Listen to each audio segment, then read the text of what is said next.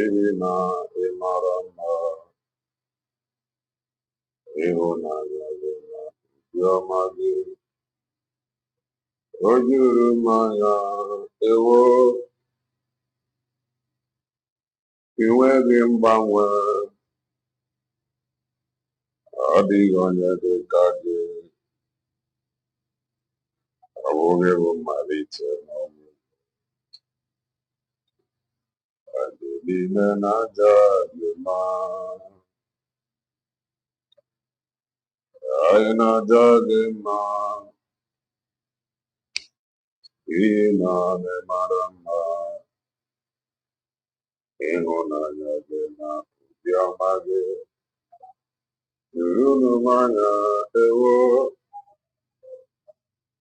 Iwegi Mbanwe Adigonye Dekade Awoge Malite Ayini Vedaja Dima Aina Jagima Anama Jagima Ina Imarama Eona Yagima Yomagi Yurumanya Iwagembawa Adigonya Dekade Evo Manitenabo Adilina Najadima Ancient of days as old as you are, as old as you are,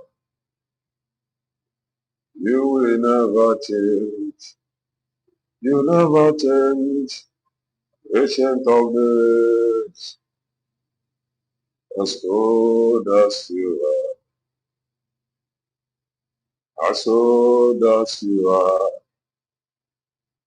you will never change, you will never change, ancient of days, as old as you are, as old as you are, you will never change. You will never change. Ancient of days, as old as you are, as old as you are, you will never change. Draw me nearer, nearer to thee, O Lord. Draw me nearer, nearer to thee. Draw me nearer, draw me nearer, Master man. Draw me nearer, nearer to thee. O Lord, my sons every day, Father, draw me nearer, Ezeme, draw me nearer, nearer to thee. Onyamumame, my sons every day, you could draw me nearer, Ezeme, draw me nearer, nearer to thee. Igbo Igbo, Igbo Igbo, very kwenye, ọtụtụ ọma, ehihie ọma, mgbede ọma, depending your time zone. Anyị ya dịka echi maka na echi adịghị agwụ agwụ ka anyị na-agwa ya ọ bụrụ isonye bụ what are you waiting for? Click the like button, subscribe, comment, share. Find bụ na nke ikpeazụ oye if you are just coming across our channel for the very first time, you are welcome. This is Kelenna TV. are live and we are direct, bringing you the gospel of redemption by your doorstep. If I am a common sense, there is an Abraham Marifa. And with the Karan, Marifa Kara gas school. Manoma Ifin is Shepakaji. I just want to make common sense as always. Over Samara and all of us of truth. Prince and Norian, Amakamele, Jeje Norian, Amakamele. Please kindly touch the like button. Amaram, how long in Ghana this program? But we must continue. Makamere, all of us of truth, and the all supporters of truth. Yes. I can on a yesterday event. By the Biafra Heroes Day. We want to thank God for the success record for that Heroes Day. And looking at that happened, so that whenever any dream may improve, we improve. And whenever any dream, we congratulate, and we ask for improvement. And I want to show us video. If I am now, Makamele, this video from Dr. Ngozi Olabese. This video. Because now I woke up,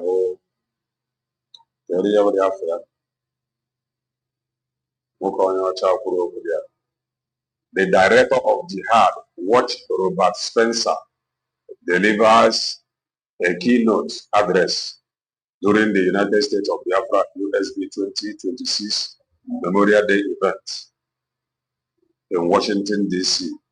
Watch of the United States. Robert Spencer.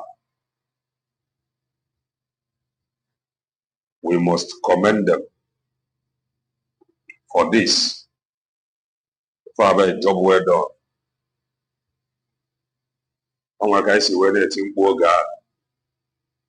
Invite people so that we can tell our story. Invite people. Aboro Ndenza. Aboro you move from one city to another city. As you can know, I love this. Good move. A good direction. Into a guy tell our stories. What I also get married, I am marry your wine. And the man said, "Man, the canos na more on wine right to the off. Now what I want, as you can know." And the man said, "Banjokos and what I want, I from abroad." And then I tell you, 90% of on the buy, 95% of on the buy, or 100% of on the buy believed. Now what I want. Na enweta nwahala America congressman na party bempu banyere na mbo waga n'olu anyị easily. So if I have a good move, a good direction, ejidekwa onye na achọkwa ndị ọzọ jidefa onto aka anyị ga-esi ga ebe a nweta ya. We must continue. We cannot stop. So let us listen to him. And I want to commend them. Fajide Kafaji.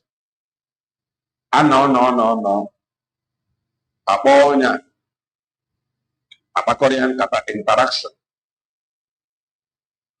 akọwarị ebe anyị nọ na ebe anyị na-aga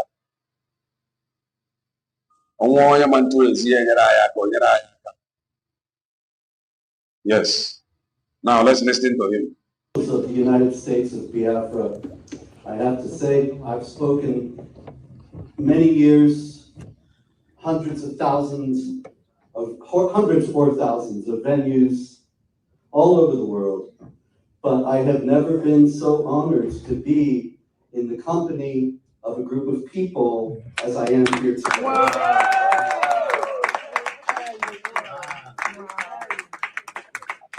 And the reason for that is, of course, very clear.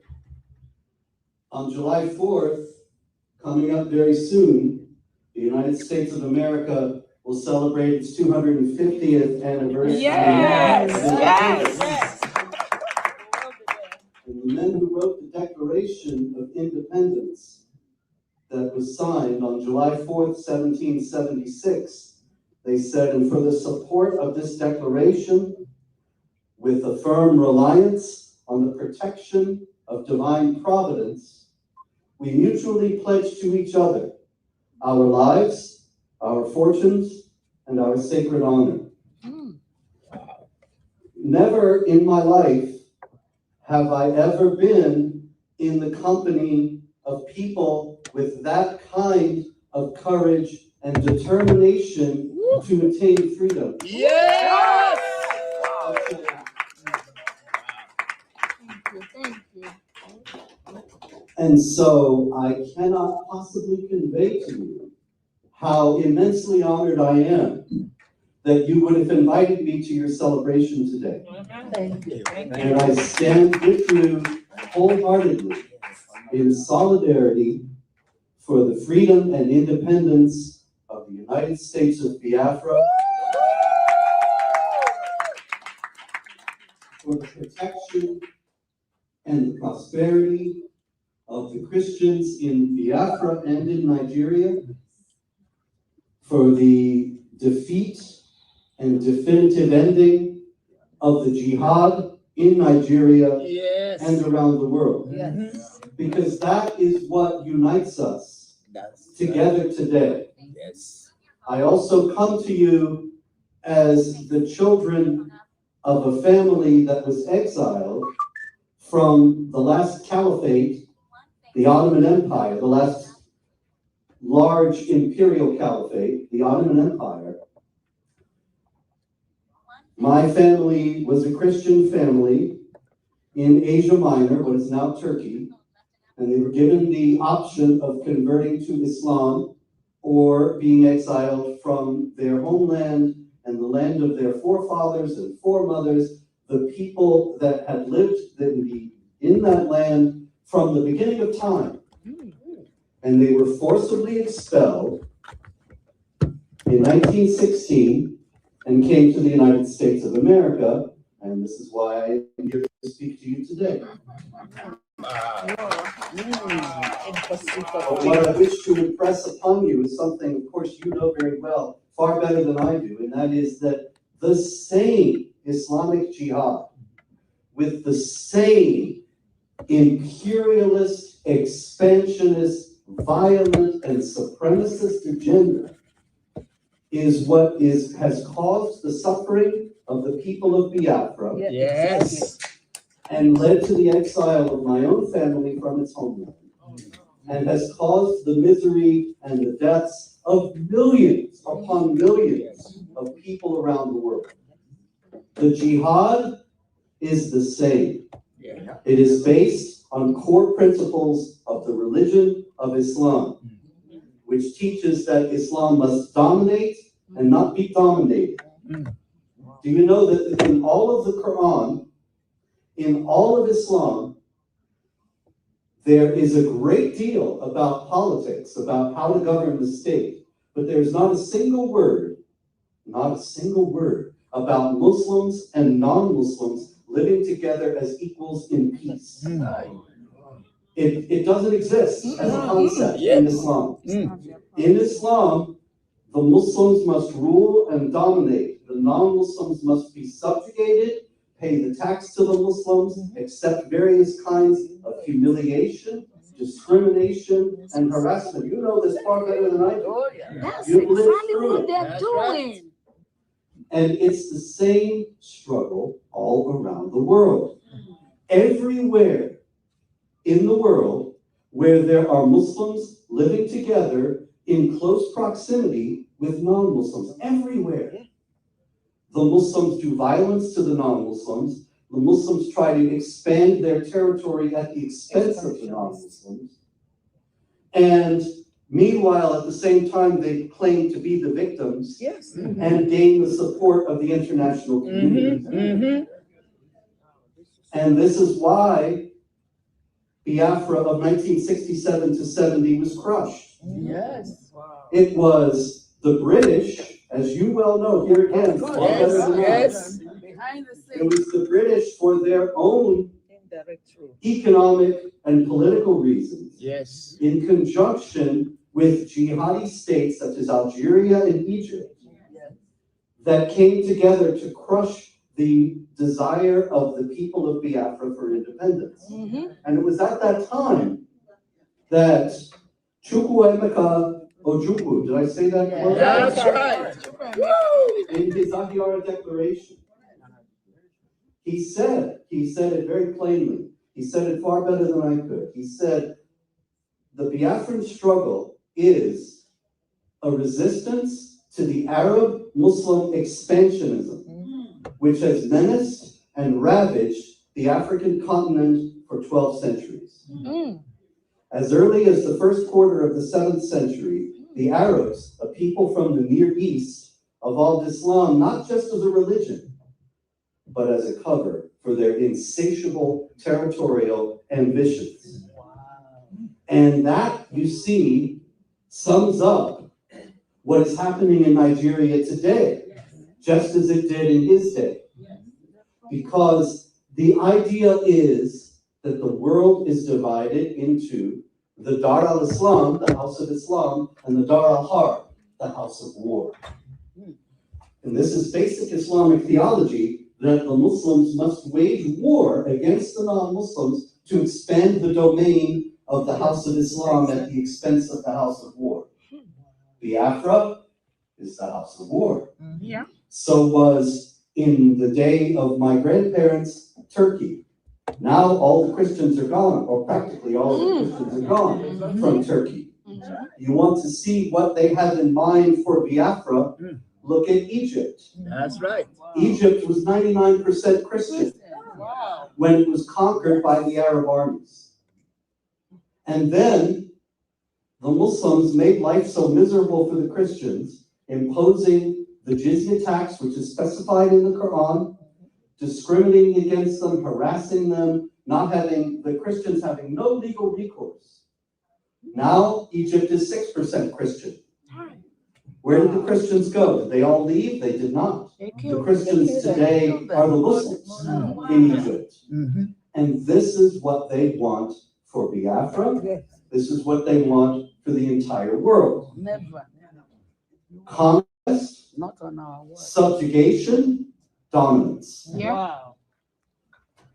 And so Ojukwu also said, our Biafran ancestors remained immune from the Islamic contagion. They resisted, they would not submit and accept the second-class status that Islam mandates for the non-Muslim.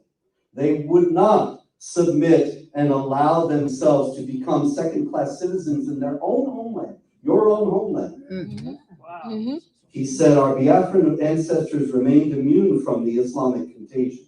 From the middle years of the last century, Christianity was established in our land. In this way, we came to be a predominantly Christian people. We stand out as a non-Muslim land in a raging Islamic scene. Wow. And that's why all of this is happening. The Quran says, strike terror in the enemies of Allah. This is what you are supposed to do. Who's an enemy of Allah? All of us. Why are we enemies of Allah? Because we're not Muslim. That's it. anybody who is not a Muslim and refuses to become a Muslim is by that very fact an enemy of Allah. So what do they have to do? What is the imperative they have from their God? Strike terror in the enemies of Allah. So the idea is by the Fulani, when they strike in a Christian community and they go in and they open fire on people who are tending their fields or working in their shops, they kill 50 people, 60 people, 30 people, whatever it is, every day practically. What are they trying to do? They're trying to strike terror in the enemies of Allah, just as the Quran directed. And the imperative is to get the Christians to flee or to convert, because they don't strike the Muslims, of course. And so you want to live a peaceful life, you want to live a quiet life, you can give up your culture, give up your traditions, give up your religion, and become Muslim. And allow yourself to be Islamized and Arabized, and then that's okay. Then you can stay in your land. The idea is you will be terrorized into submission, and then it will become Islamic land. And then it will be the turn of the next country. You know, I have a website, Jihad Watch. It's the only news site in the world that tracks jihad activity every day. And every day, practically, there's news, terrible news from Nigeria, as you well know. But I'll tell you something else. I have categories that make it easier for people. If you want to know all the news going back 22 years now of jihad in Nigeria, you can go to my Nigeria category and read all the stories. It's terrible reading. And there was a country that I did not have any news at all for. I didn't have a category for because there was never any jihad activity in it. And that was Benin, west of Nigeria. Yes. Nothing for many years. A few years ago, ISIS struck in Benin. And then again, I had to make a new category for Benin. And the idea is, you see, everywhere they go, they will expand the jihad, continue the jihad, and once they have subdued one territory, they move on to the next. And so it's all the same jihad. I am here because of Islamic jihad. Many of you are here as well because of Islamic jihad.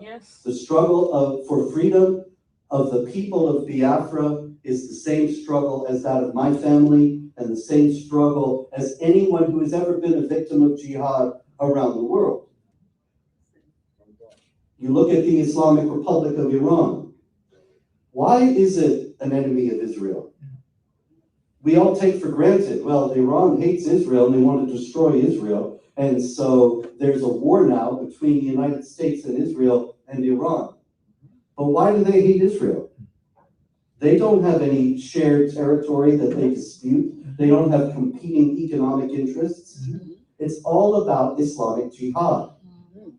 The Quran says the Jews are the worst enemies of the Muslims.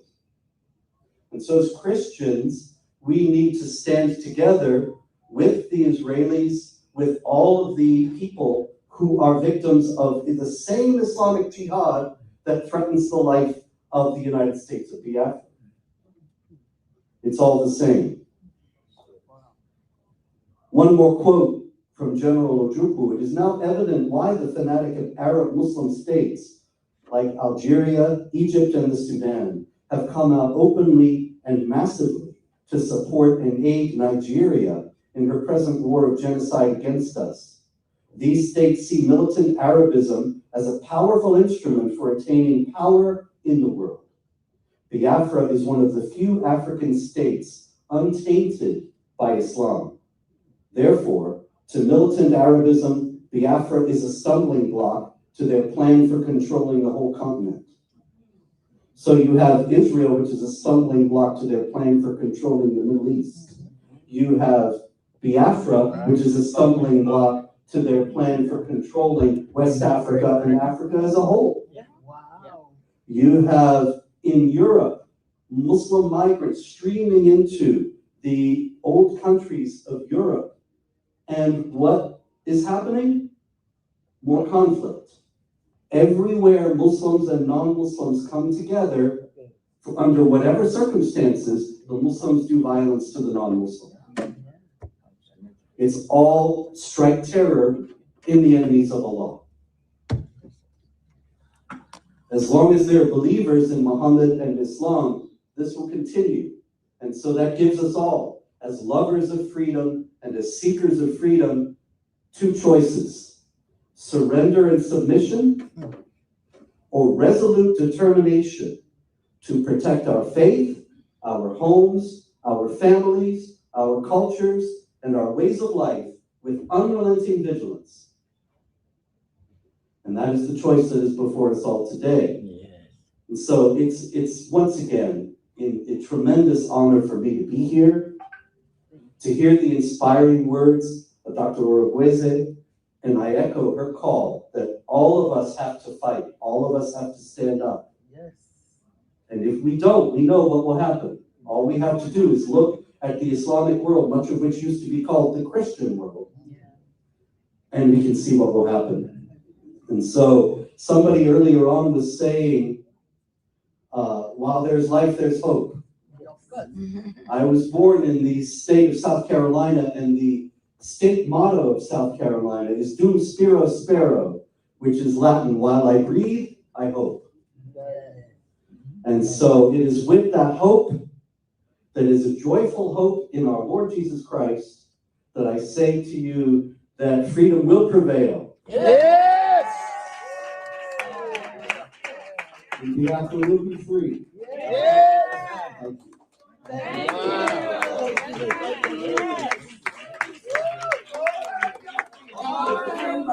Wonderful. Wonderful. Wonderful. Wonderful. We have great friends. Wonderful.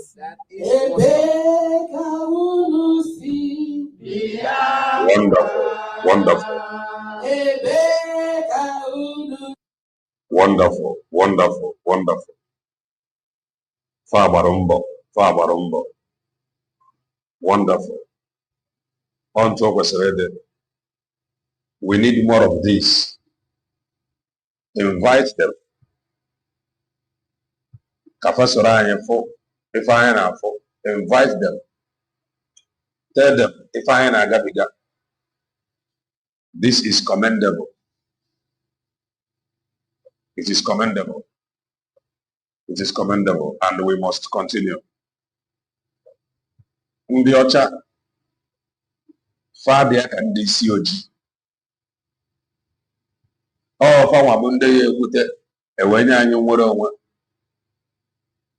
so we need them, and we will get them. And when we get them, they will do what we want them to do. Very simple. So, so we tell them our story.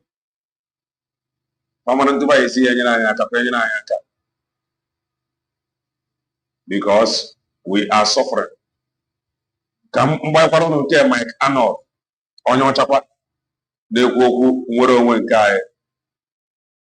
Then after that, I have a white-mented hair woman.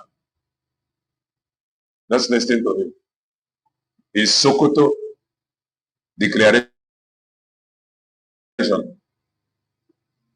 If I have it among before mother taking a walk up one Nigeria list, all we are in Sokoto declaration. The only thing the man needs is for you to convince him that you are capable. The only thing the man needs is for you to convince him that you know what you want. This man now, Kuru Makasokoto declaration, or they can be convinced why Banyere Mwero no man support here. After Oboe Badea, they have prepared Sokoto declaration. Oboe Badea prepare. Oboe Badea to talk about it. Oboe Badea. Oboe Badea. Even nke ya ọ bụ nwoke ma n'ọnụ na Reno ọ bụ ya ka ọ Reno ọ bụrụ ka ị gwara ya. So the man have seen and the man knows too much. The man have followed and he know too much. So ijide the man na our side the very very important. Ndị ọcha dị ọka ndị isi ojii ndị mere ihe n'ihu gwọbete n'azụ mba far iche. Listening to him here, the only thing the man needs for you to, can you be able to convince him na enwe ife ị chọrọ? Do you have defined boundaries? Do you have some legal document backing up what you are saying? Do you have evidences? Can you assure him na ife a n'inwe, that is n'inwe supporters ga support gị? Because onwere onye ga-ala gị support ife ga-abụ support gị at the end of the day nothing is friend no. Ngozi ka no rie ne Daniel no, Clement no. If the man need assurance, have you been able to convince your people? Because he knows Bongo very well. He knows those he can ask. Into okay, so one Nigeria list. Another from them before. So they want to help. Man, the gangsters, but if anything change, listen to him here. We come from different worlds. One of us, Mazi Nnamdi Okwu-Kanu, was born in Biafra as a Biafran and now sits in a prison cell built to silence him. The other, Mike Arnold, was born in the United States of America, where this declaration is being delivered, and has crisscrossed the ocean 16 times because what he saw here would not let him leave. We do not walk the same road, yet we have arrived at the same conviction. Today we speak as one to every person of conscience on this land, every tribe, every region, every faith. We share one enemy and one future.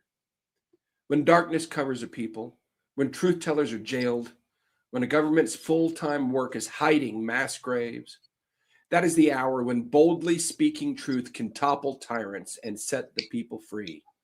That hour is now. It is time to rise. The hour demands it. The scale of suffering is staggering. Hundreds of thousands killed in recent decades alone.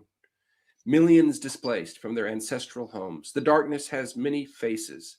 The historical legacy of jihadist conquest, Boko Haram, ISIS affiliates, armed Fulani militias, lobbyists in Washington, and tyrants in Aso Rock who enriched themselves while denying the dead.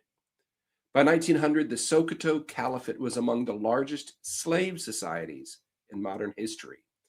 The genocidal Biafran-Nigerian War claimed some 3.6 million lives, according to official estimates, with Irish missionaries putting the figure closer to 5 million, many through starvation. Since 2009, credible reports document more than 180,000 deaths, more than 19,000 churches burned or destroyed, and the displacement of as many as 10 to 12 million people from their ancestral homes. Children grow up in squalid camps the regime denies exist, surrounded by the ideology that murdered their parents. This is not farmer-herder conflict, not climate change, not a misunderstanding. This is conquest, one of the longest patterns of targeted violence and displacement in modern history. It ends now. The violence is not inevitable. It is the result of choices that could be confronted and reversed by the sovereign will of the people. We hold these truths. Every human being on this land, every tribe, every tongue, every faith is made in the image of God and possesses inherent dignity and the right to life, liberty, and self-determination. Every person has the right to live in peace in the home of their fathers. The displaced must return home. Their safe return and full restoration come before all other national work. Until they are home safe, with justice and restitution, nothing else is finished. We acknowledge without hesitation or qualification the pain, suffering, and injustice endured by the oppressed of every tribe, every ethnic group, and every region across this land.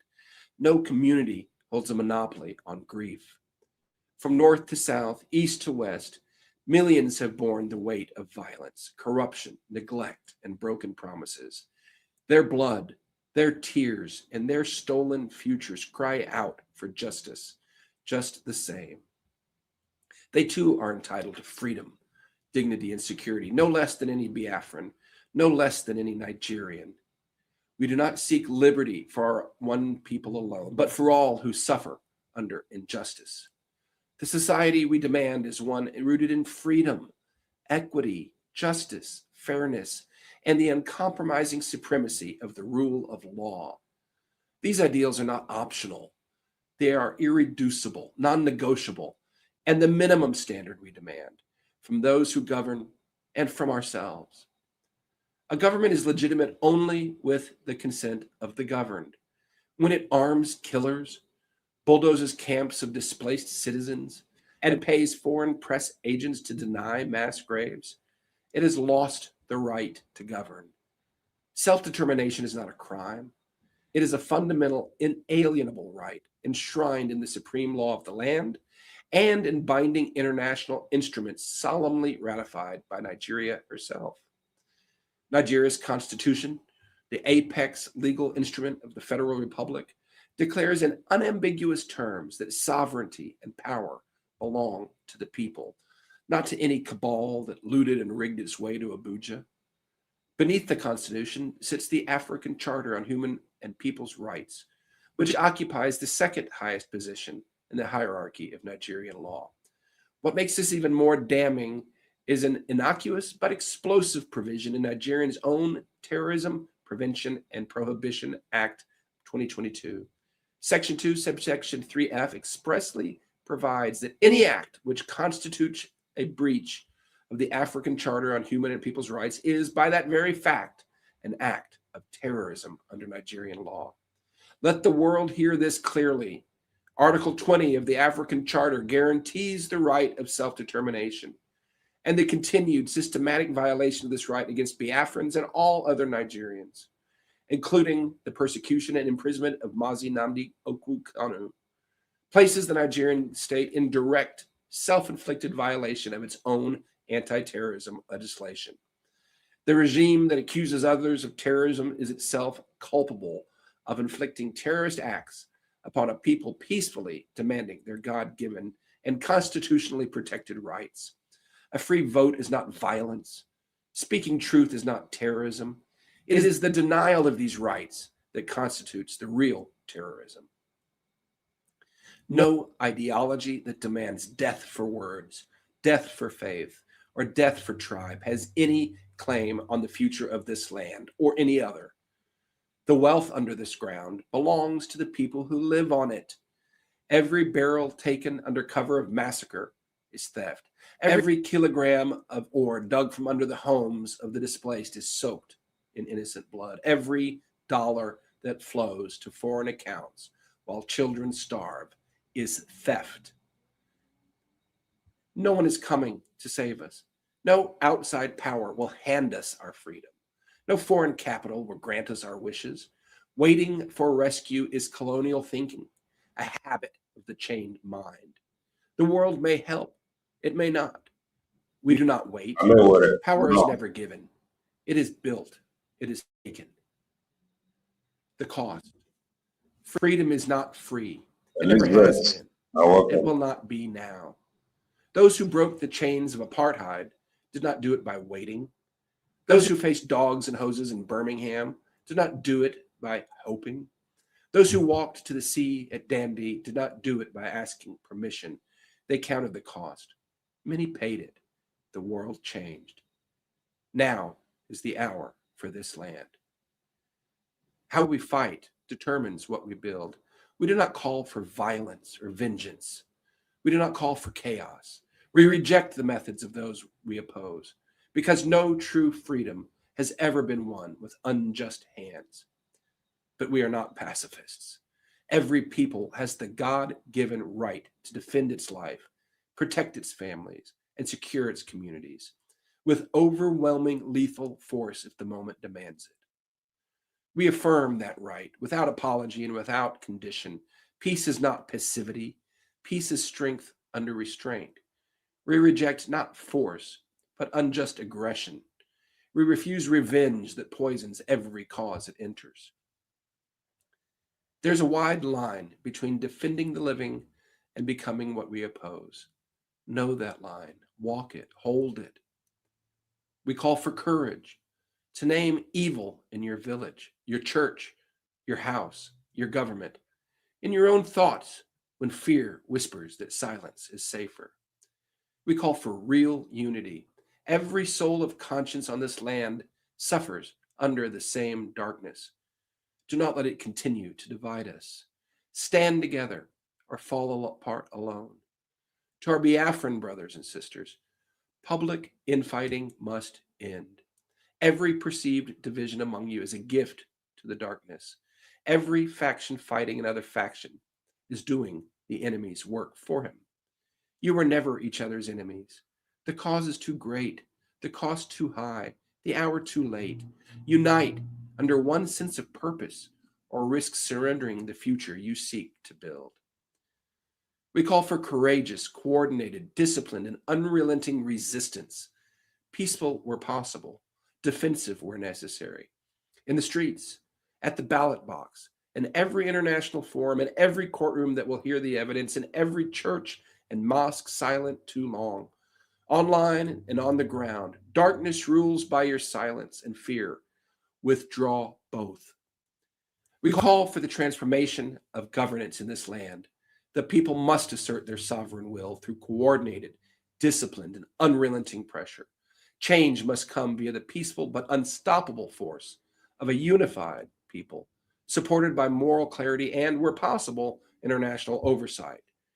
Through legal and democratic action, through an internationally supervised process for a new constitutional framework and genuine self-determination, through the kind of moral force that has stopped tyrants before and will topple them again. We call on the world, every government, every faith, every human rights body, every person of conscience, to stand with the people of this land, not with the evil regime, with its people. Understand, we will not wait for you, and we will remember. Stand with us today, or watch us rise without you. To those who hold power, history is watching, and it is not kind to those who choose the wrong side of it. Pharaohs do not win in the end. They never have. You know this. Behind the lobbyists and the propaganda and the billions stolen from the ground while your own people starve, you know this. To those in authority, history shows that no regime built on fear, division, and plunder endures forever. The path of repentance and reform remains open. Choose justice over power, accountability over impunity, and the healing of this land over its continued bleeding. This regime once put on the record, starvation is a legitimate weapon of war, and we have every intention of using it. Only the methods have changed. The blockade became burned villages. Bombs became bulldozers. The darkness continues. In Europe, the right side ended the Holocaust, wrote the history books, and the world was forced to reckon. Here, the wrong side won, and the world has never reckoned with the millions murdered. That reckoning starts now. The question is not whether this land will be free. It will be free. The only question is, what will it cost and who will answer for what was done? What freedom looks like. Wherever the people of this land have been free, they rise in medicine, law, engineering, finance, the arts. Among the most educated and entrepreneurial people on earth, they do not merely survive, they excel. But it is not happening here because the darkness won't let them. Break it and watch what happens. The North, liberated from the grip of terror, its people free at last to build rather than conquer. The Middle Belt, healed, its dead remembered, its living come home, its farms restored, its churches rebuilt, the South rising, its resources belonging at last to those who live on the ground, a new constitutional order written by the people through genuine consent that respects self-determination while enabling cooperation. When this land is free, the people will not merely survive, they will lead. The benevolent giant of Africa, a multi-ethnic democracy rooted in peace, righteousness, and human dignity, putting $1 trillion of God-given wealth to work for its people and for the world. No longer a burden or a threat, a partner, a beacon to every people still waiting for their own long night to end. The free world needs this land free. The land needs the free world to finally show up, not for oil, not for minerals, but for its people. This is not a dream. It is what these people already are, everywhere they are free. Let us finally bring that freedom home. To the people, gird yourselves. The road is not short. It is not easy. Count the cost and be willing to pay it anyway. The cost of surrender is higher. It always is. Be the good ones. Be the honest ones. Be the ones found on the right side when this is over and the true history is written. Do not become what you oppose. Do not let this cause be captured by hatred, by tribalism, or by the hunger for power and personal gain that corrupts every movement that forgets its founding purpose. The cause is life. The cause is liberty. The cause is the right of every human being on this land to live in peace in the home of their fathers, to worship freely, to vote freely, to build freely. That cause is worth everything. Bring the displaced home. End the killing. Break the darkness. Draw the boundaries of peace by consent, by the voice of the people, the only authority that matters. The long night is ending.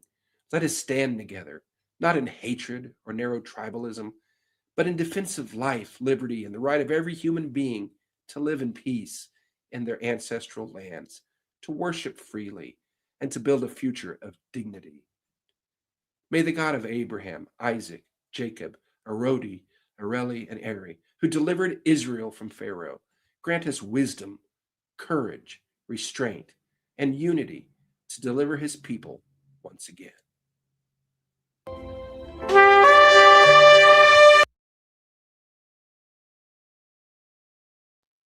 All right. That is Sokoto declaration from Mike. Hope when you come next time, or the rate to help. The new one, before you not change your matter, on whatever you know, on what you teach, we're not change your matter. It is short of a video. Oh, help me. We are by neither church. Over here, we must continue. Let us go to White Painted Hair Woman program.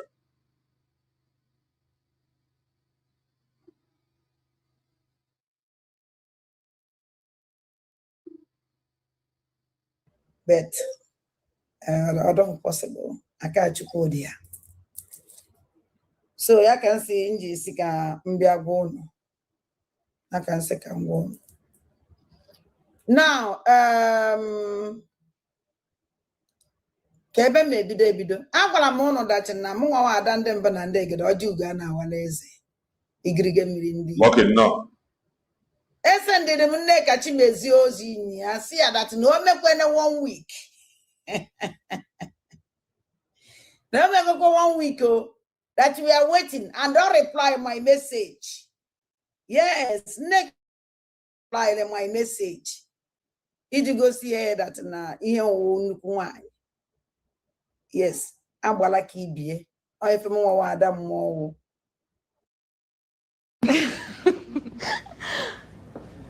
Wait, how old is she? I don't know. Agbala ka agbala. O efe mo wa. So Neka Chimezie replied a message. The name is IAJ now message. But no one eventually take Godono too because If I settle this night. Number one, I settle if Basaloka. I settle if Basaloka. Kono for the reason why you tender apology to Oka indigene and the tender apology to Ozoka, Ozo Ozoka Nketo, Ozo, well, yes, tender apology to Ozoka Nketo. Yes. So only have we follow. When we conclude that the first evil you dan mili na adara m ezigbo mmiri eziokwu dị mma okwukwe ya ka nji ezi ọnwụ na ikwu gwa onwe gị eziokwu ịma na enwenataghị ike ka efu eziokwu na ndụ gị so adara m mmiri and the Chineke mekwe na amara ngụpụtakwa onwe m na mmiri ahụ ozigbo before rie because ama akwa m egwu anya ka nji adị ka afọ ihe ọ na m amala adị m eti ike n'ihe ọnụ and ntikwana ihe ọnụ fụ na m eme na mistake abịakwa m biko onye mara ka nsi ikwu ono sinede asọlị ndị am na-ere m ebele akwara daka nwụ so ọzọ ife na because that here na social media kwesịrị ịma what is going on ife kpatara sọlọ and ana m achọ ime ka ndị ọka mara anyway ka hapụgodo nke ahụ mgbe anyị bara that place ka anyị kwuo maka ya unu na-abata unu na-eshi ụmụnne m nene m ebidogoro na this program first m ebidogoro na program a m ebidogoro na program this our brother kpọ a na-akpọ Obinwannem Ugo best no real m ebidogoro na program Obinwannem Obinwannem abịakwa m fe ịkparị gị o no abịa m ịkpọ gị iyi abịa m ịgba gị saga mana o nwere okwu ikwuru na this particular point now m chọrọ idres gị because afọ na ịfụrụ ndị Igbo n'anya too much eyi ibe na-eme n'ala Igbo na-ewute gị ọ karịrị akarị eziokwu na ọha asị yes achọrọ m ka ikwu okwu ka ndị be anyị n'ife ikwuru bifo m nwa asa gị ya a leta ọnụgodi enwe obere ngwa nna aga n'ilu geenụ ntị ka anyị bido then today program esi n'ala Hamburg, Germany wee na-ewetara unu this program of this afternoon yeah. Okay. Esi na Hamburg, Germany ka nse wetara anụ na-ejikwa n'ebe Okechukwu ugwu si Okechukwu ugwu bụ onye amaji ụmụakashi nke dị na Nsụka n'ime Enugu ala Igbo anyị na-ekwu okwu ka ọ dịkwa m ọzọ I challenge ndị niile ji na ndị ka na-ekwu okwu I challenge ndị a niile ji DOS ekwu okwu tell the whole Biafrans believers where are you from? Which Where you that claim that you are a Biafran leader, a Biafran director, tell the people of the world when you want to introduce yourself with the allies of foreigners, try to tell them where are you from exactly in Biafra land? Where are you from? Now, this program, I didn't so many program myself. Mama so many.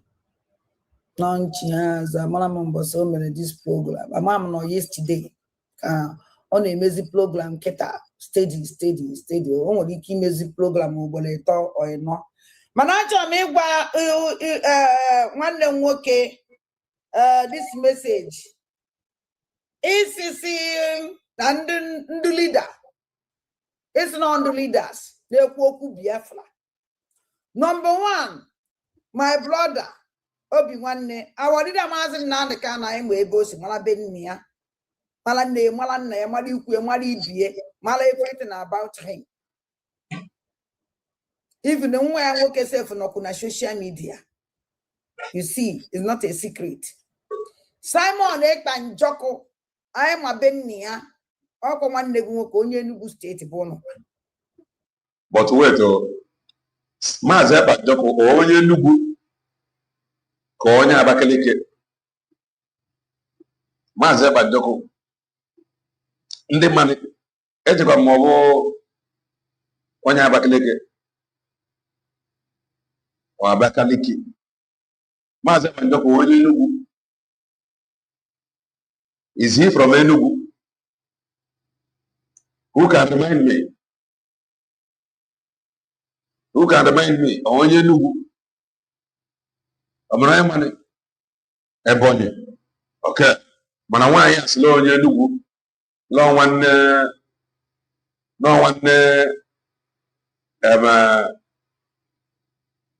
Obinwannem. So Maazị Ekpanjoko bụ onye Ebonyi. Not Enugu. And we move. Ebonyi. Okay. Mana nwaanyị asịla Enugu. Let's continue.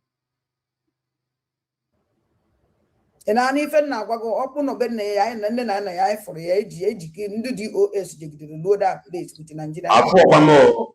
But let's continue. May one day work interview. Which in and social media. And don't Anya G so go OG on our social media. Everybody now fair. This is Akinde from Kano. He wants to start selling online. He just needs a domain name. And I need now, Waggy. So now, isn't it in Germany? If I find a person who will go by BC, can you go see this here? It doesn't mean anything.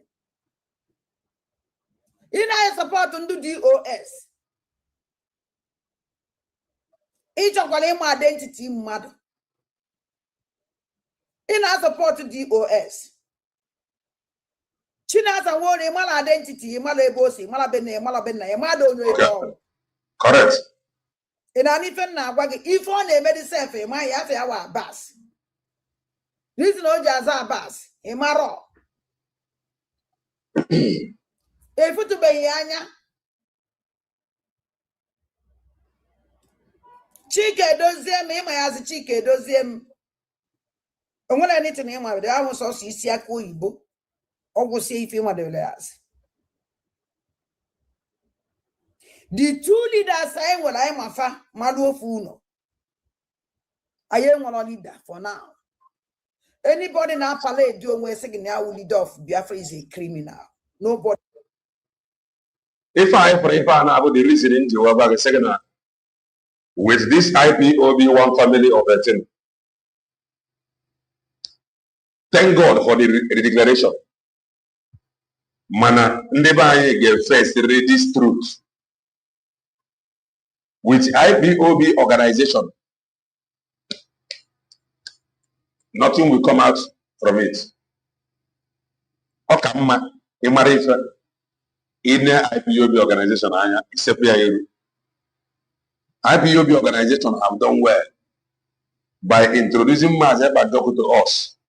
If you are still holding under or if you are still holding IPOB organization with Akanabo, you are wasting your time. IPOB is a IPOB organization. Go nke Maazị Nnamdi Kanu. And Omeronye Gano watch his or her organization to collapse. In Abatana, IPOB was built, structured around Maazị Nnamdi Kanu to the point even that without him, ndị niile na-esi ya enwere ife ha ga-emenwu.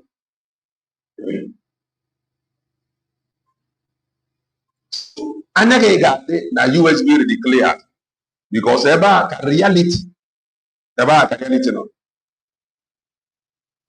Ọ bụrụgodị na this Memorial Day ifụrụ gara na IPOB organization, can you please show me their memorial gathering that makes sense? That is serious sense, but can send their message to Mbowa. How serious we are. their own memorial day found we move from their location to every Bulgaria flag, and that ends it. Man, you watch your memorial day of USB declared. Age that opportunity, pass your message. Whatever the opportunity, we know a soul. Robert Spencer, Kuroku, Nadia gathering. So IPOB, one family, is not enough, and it can never be. It get work by there. It get work by there. Biafra struggle is not about Martin Nambekano, but that is what they meant it to be, or that is what they made you to believe. Biafra struggle is not about Martin Manjoko. Biafra struggle currently is not about Dr. Ngozi Obede. Manoya Waboy on this. Under USB declare Biafra struggle now Naganiru, and all continue on Naganiru with or without Dr. Ngozi Obede, because they will need structure. Again, when I go to and such structure are the IPOB organization. So going forward, under USB declared, we need men and women sincere, guarded, focused, dedicated to freedom. God love freedom more than individual. If I have what I think, I ain't getting never now.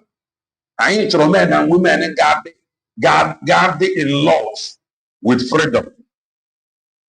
I ain't to men and women. They hate if our job and NMI. We don't need men and women.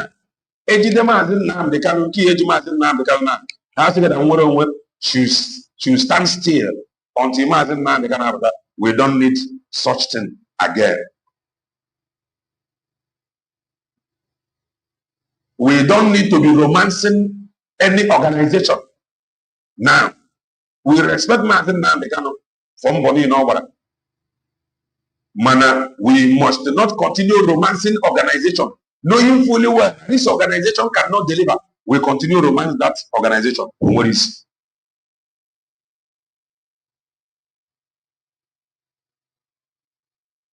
How is the network?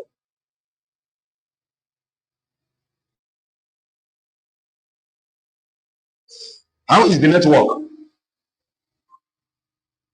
How is the network? Because I don't understand this comment. How is the network? How is the network?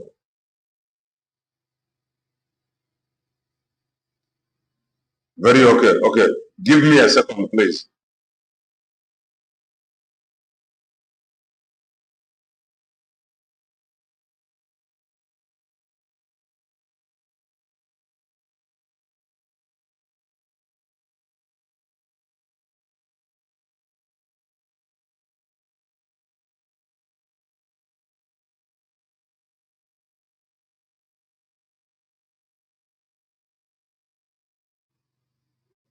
All right.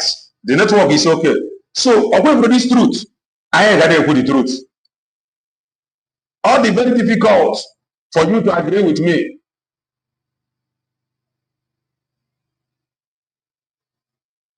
All the very difficult for you to agree with me. Mana, I am continue the romance IPOB organization. We should move on.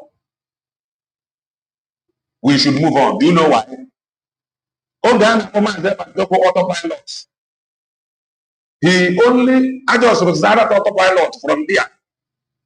Biafra government in Ezra was registered. Everybody, I forget here about autopilot. And we move with Biafra government in exile. We cannot stick to this IPOB organization of 18. It is now time. I ended this IPOB organization. I answer, you have done well. You have done well. And we must move on with USB declared. The way when Biafra Republic government in exile, let's say, see this government have done well. Now we have declared. It is now time for us to embrace this declaration and document generated another chapter or another phase.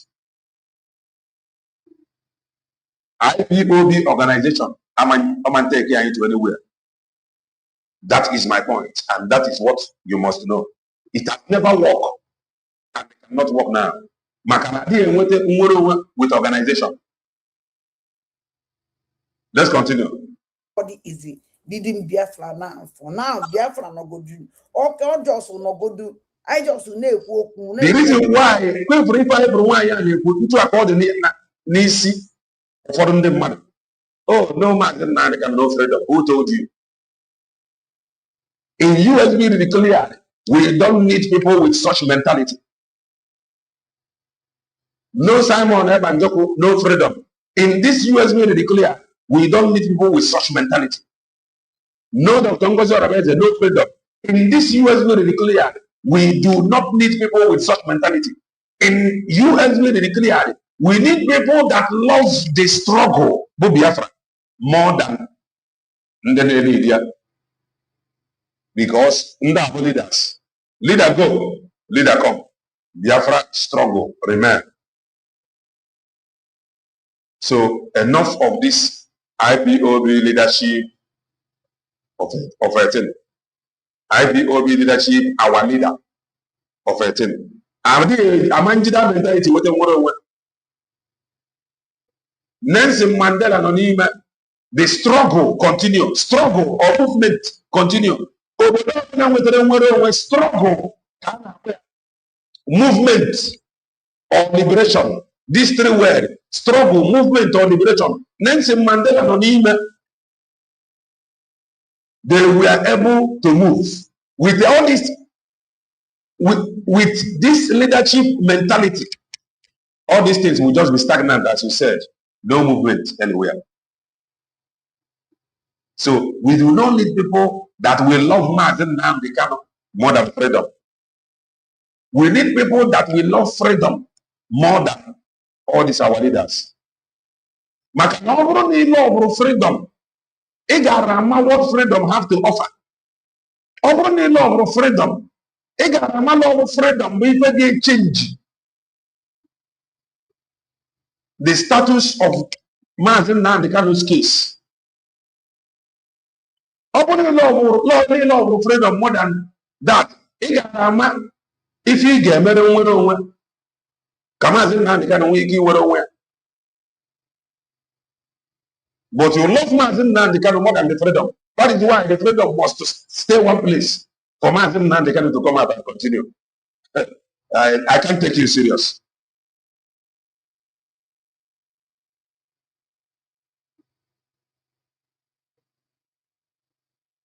IPOB is an organization.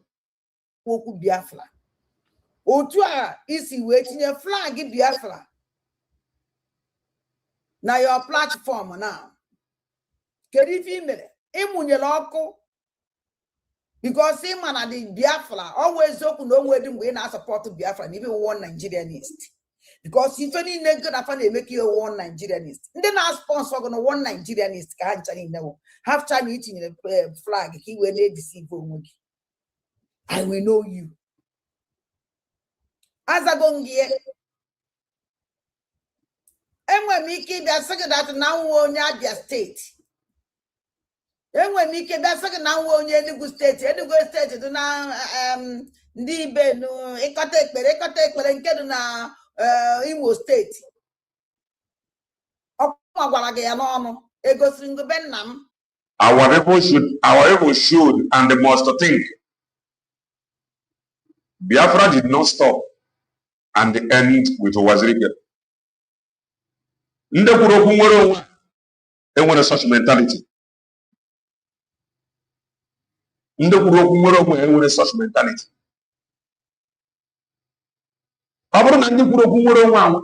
With such mentality.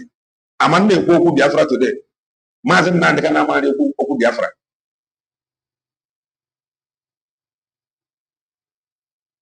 Biafra dịrị onwe ya, ndị na-ekwu okwu ya dịrị onwe fa. Ọ bụrụ na the way some of you ji wee jide Maazị Nnamdi Kanu na-esiri ntụghachide ụwaziri na-esiri ntụghachide Ojukwu, Maazị Nnamdi Kanu ama nkwu okwu Biafra. Ajagbula echefu maka Biafra kemgbe. Biafra na-aga n'iru and ntụ a ka ọ ya dị until ọ bịa. So the mentality of our leader Maazị Nnamdi Kanu, our leader Maazị Nnamdi Kanu, o mere onye na-ekwu okwu nwere onwe, we are waiting for our leader to come out. Ife ala akụkọ ndị mgbu. Afa mkpọrọ gị ọkwa nke ndị ngwara gị Maazị Ugwu Okechukwu, kedu ka ihe anyị si mara na ezigbo afa gị Maazị Ugwu Okechukwu? I gosiri anyị be certificate gị anyị ji mara na ezigbo afa gị Maazị Ugwu Okechukwu. Maazị Ugwu Okechukwu nke ahụ ka ife omenuru anyị amarọ efe ọ na-edo complete. Ichi gosi anyị identity, gosi anyị be nna gị, ọkpụrụ be nna gị, gosi anyị nne gị, gosi anyị nna gị, ka anyị mara onye ewo. Ịma na ịpụtago ndị niile apụta na-ekwu okwu Biafra bụ onweghị nne m. Ngozi Ọnabeze bụ Ngozi Ọnabeze. Okay, Ngozi Ọnabeze bụ Ngozi Ọnabeze, you know. Okay. Ị nwere ike kpọkwa ya Nkechi Ezeobika. Nkechi Ezeobika. La Ngozi Ọnabeze bụ Ngozi Ọnabeze. N'ihi nwekwara ike kpọọ ya Nkechi Ezeobika, which is afọ Igbo. Ị ya-afụzi ntụ o si wee to waste zie na. Ụzọ afa na-abụ. Ekwezie nya Adịmatụ Abubakar. Adịmatụ Abubakar, afọ abaji arụmụ propaganda. Nke ndị Fulani. Kedu nke na-eme afọ taa? Maro. Oge nkele bụ oge nkele. Nwụrụkwa alọza ya anya ọgụ. Kedu nke iji ese eso n'afọ na-ata? Ọkwa ife onye kpọrọ nkụta ya ka ọ na-aza. Ihe because of that we conclude. But that's not a good identity. We don't know you. We don't know your identity. After all, Ndo Fulani amụrụ na Igbo na-aza afọ Igbo. Ndo Fulani amụrụ na Igbo na-aza afọ Igbo zaa name Igbo sef bụ butiri ugo na-eje. Anabe echichakwu ma mmọnwụ echinyekwu nebe echichi. A man even understand. So it doesn't mean anything. Can you have any on social media need deceive yourself? And then I walk on okwa mazi. Then I walk home agadi moke na agadi na social media church when it be a church. Okay, marakwana ndị na-agwa okwu abụrụkwa ụmụazị too. Ba ịdị na-agwa anyị na Ngozi Ezeobika or Ngozi Ọnabeze. No, when it's something to do with Honorable Fulani, I am wrong as.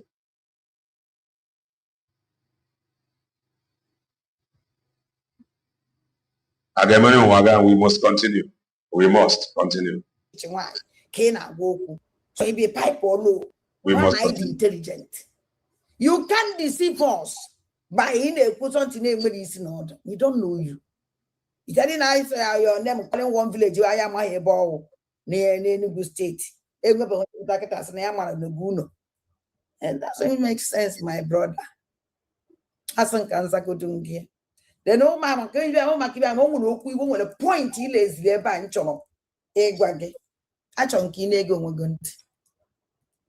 Who is your father? Who is your mother? What is your name in your documents you are using in that country you are? That is why when I a long time. How are you? You run away from Okechukwu because I will ask everything, even in call on sin in a toilet. No. Because you don't claim no love for Biafra, no love for 3.5 million that died, no one freedom of them, no one honor of them. But all of you where they represent Biafra are criminal. All of you where they represent Biafra on social media are criminal. Has been a long time. That is true.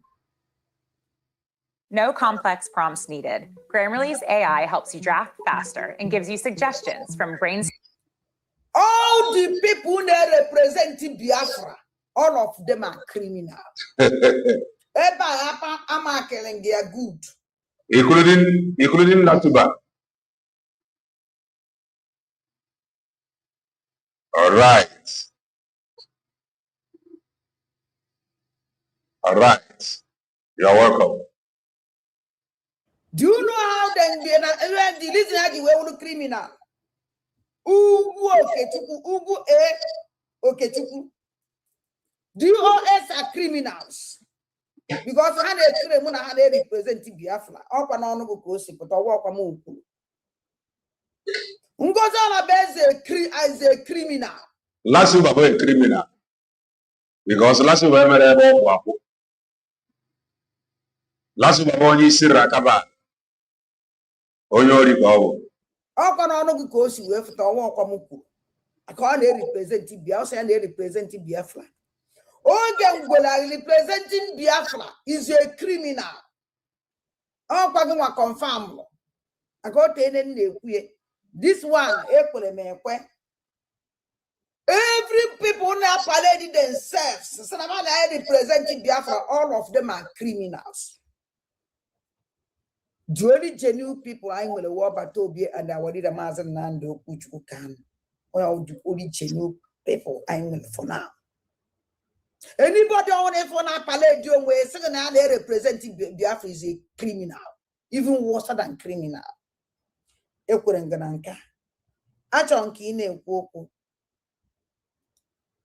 don't want to say the truth. We suffered and make everybody to understand what Biafra stands for. Biafra stands for purity. Biafra stands for love. Biafra stands for protection. But all of you will claim that you are in Nandikano side. All of you are criminal. And I can bet all of you any of my life. And I mean, I get it now. Now, Abramuneka Chimeze, no one a partner. Yeah. Abramuneka Chimeze, say no one go partner. Ya Patawazie. No walk at you partner. Ya. I won't do. Now, full hour did a mass and Nandaka, now support our did a mass and Nandakan way criminal. Teresa Kanzangia and the Kanna Zagia, Kanna Zonundozo. Ugo Kechuku, yes, I will make criminal. I agree. By following our did a mass and Nandakan, I don't is a criminal. Also, they have a criminal. And I will continue being a criminal. Our did a mass and Nandakan. Okay. Mania Manando Manoa, what did a mass and Nandakan mark continue a criminal, ne follow. Okay. Yes. No. Mr. P. No. And when we get us why the reason it is sign I will criminal. Lasuba. Araba Lasuba. Araba Lasuba. No.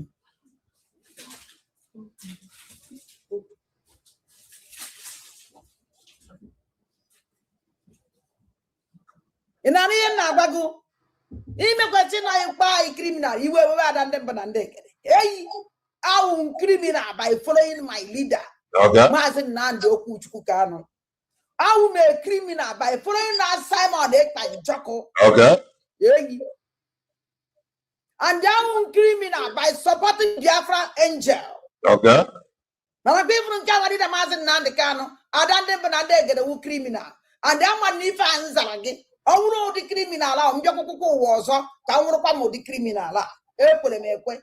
I'm a good for me, or for my Johnny.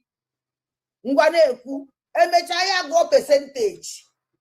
No criminal. There's what did a Mazen Nandekano. Monday, American war, Hunting is when that's criminal. Mandu, you're about for support while until the Mazen Nandekan, Hunting is that's criminal. Mando awusa na support wari the mazen na the kana hanchani ne wuso na that criminal. Ugu Okechukwu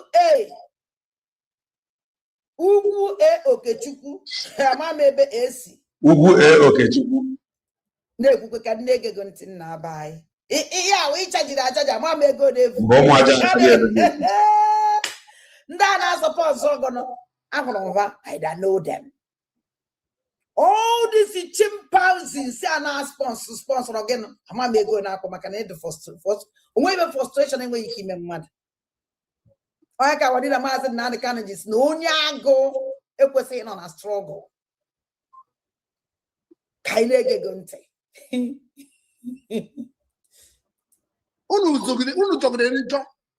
Everybody na ha bagari kita na ko resi save one Nnamdi Kanu. Mane when ndi no na kporo before Nnamdi Kanu, he never saved them. I agree with the you. record is still coming to me. Okay, their record is still coming to you. Can you see the name? I agree with you. Oh, when ndi no na kporo before what did the master Nnamdi Kanu? What did the master Nnamdi Kanu on ebe said we save onya Hausa. What did the master Nnamdi Kanu on ebe said with the handcuff? Naka, when I protest here, Kelly in the Fulani, Onya was In the leadership. Leadership, Anazobo, leadership, Omas and Nam become. Overall leadership, we benefit in the buyer for anything. said Giatronga for many years. And what did a master now the can protest for them with handcuffs? Wait, how old is the new hire? I don't know, but he literally uses Excel. The whole world of Freya. Oh, what did a master now the canon moya at Yanga on Apata? If I had your child to Mazen Nan, the canon Boni never ever go for Sabata. Some of them are really now. I say, what did a Mazen Nan, the canon, what did a Mazen Nan, the canon, follow his footsteps.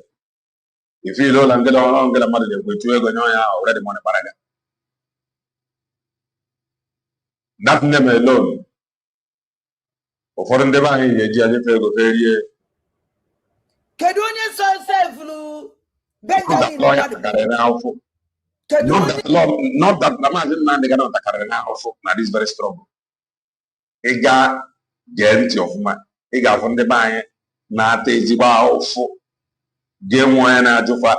How are you? He did. Oh dear. First minutes edgy well it is Benjamin the mad book. Oh, now what did a mazen now the canon moya? A year under a hananga. Can you see the name? Can you be your friend, your group or DOS now? Can you be DOS now? After cage that I wanted a mazen now the canon. Getting to 5 years. I'll protect the leadership. Leadership package na Trafego. Finally. Now, this month I'm happening, you make good 5 years. And the Navajo directorate of state, or we back along with her. Which chick is doesn't be Siako is your one. Yana, You are very correct. On your way, the kind of freedom. And your man told, nah, Yamano, when they buy. Not one of different prisons in the name of this freedom. Oh yeah, I cannot be serious. Oh, when they buy not awful, Maga is very struggle. Some of them are not in prison for years. One about Madam. Some of us have a prison visit. Prison visit. Some of our people have a prison visit. And in on email, in no kata na wa target ni we visit. E pota ban kata within the visit. Some of our they buy whatever part or role if I play lando no email. Okay, nyaka ndo nya no email. Ama. In fact, prison warders, we find out father now acquire you because father money with a mother. No, what if I have to make it? In where somebody you can actually complain to. Give the outside. He can wear respect. Just because me will be seat. He can wear respect in him. Man, what they buy no him 1 year, 2 years, when we visit. And you me back and they say that for them mother any book. Nimen down on him. Can they say Aboroba for them the abandoned. Man, nobody from there will be seat. On a difficulty for joy him here. Hear me and they hear me well. Prison had the Japan to and the buying CHR. On your prison, on your prison now, Takaris. Oh, I'm in a prison now. The only problem only. No, forever. Oh, I'm in a prison. The only problem only no what? Below forever. That is the only problem only. Man, outside no forever. If I don't need you, as long as no Diego, I can provide that I have on. Oh, when I'm in a prison, their problem gonna pass no forever. Their problem is not money. Their problem is why. Their problem at times is arbitrary that law. Because these things with money, you can actually have them. Hear me and hear me well. About going on even suffer. Oh, when they're in a prison, in the one them even you are suffering more than them. That is the truth. Oh, when they're on even they look more fresh, more clear than you. Oh, when even is suffering, no. So if you like, you think, you know, even before one night you walk a warrior, more can you find out where? Can you find out what this our brother? Beloved. Before beloved the warrior, I already know. Who no go. He get serious money. He get serious money. Everything over nature. Everything he get serious money. It is not just to whatever go. He get serious money. Everything over nature will be provided for you. He get serious money. The only thing he needed was he go be commandos. Gonna pardon him. He did go to prison. Over near the prison, he can read. I can never go than me. Money gamu dear beach. I don't know about Europe, but I'm telling you, Bongo and some part of Asia countries. He did serious money now. Oh, they are did it. He need one. What I want. He can have fresh 247. Then only Iran people. Prison. And I put all the fresh. Maro with the man. One day, if one prison they deal with, if one runga, if one aquanga, if one runga, Madam Noya.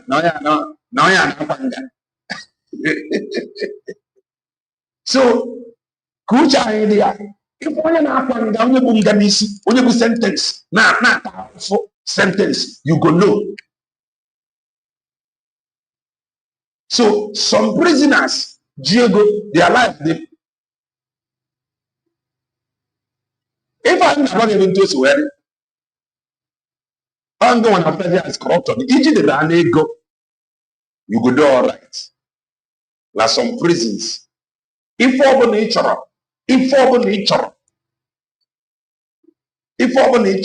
you will get it. Okay, somebody that confirm it. Thank God. No, brother. Oh, okay, on TV, you're running propaganda here. Thank God you are confirming it.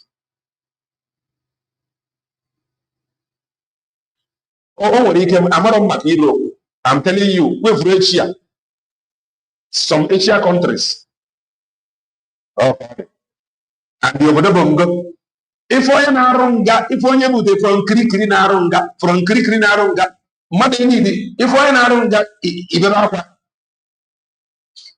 If onye na-arụ nga, you go weep. Ibe akwa. Yes, Kelena TV, even in China, if you has money, you will make others from outside and eat, look fresher with experience. Ichi pizza, ichi KFC, ichi mmanya na adị aṅụ mmanya na-aba n'anya abụrụ mgbe ị ga-assault prison warders. Nwanne iji na-ego ị nwere aba, you are richer than ndị man through prison gate. On the order like this now, then go there. Happy say you order something because they know say you can never order something without giving them. They will go first day all right before they will give you. So if onye na-arụ nga ị ga-amakwa onye na-arụ nga onye bụ nga n'isi, you go know. So make our mind just there. Okay. Even in Europe. Okay. Let's continue. We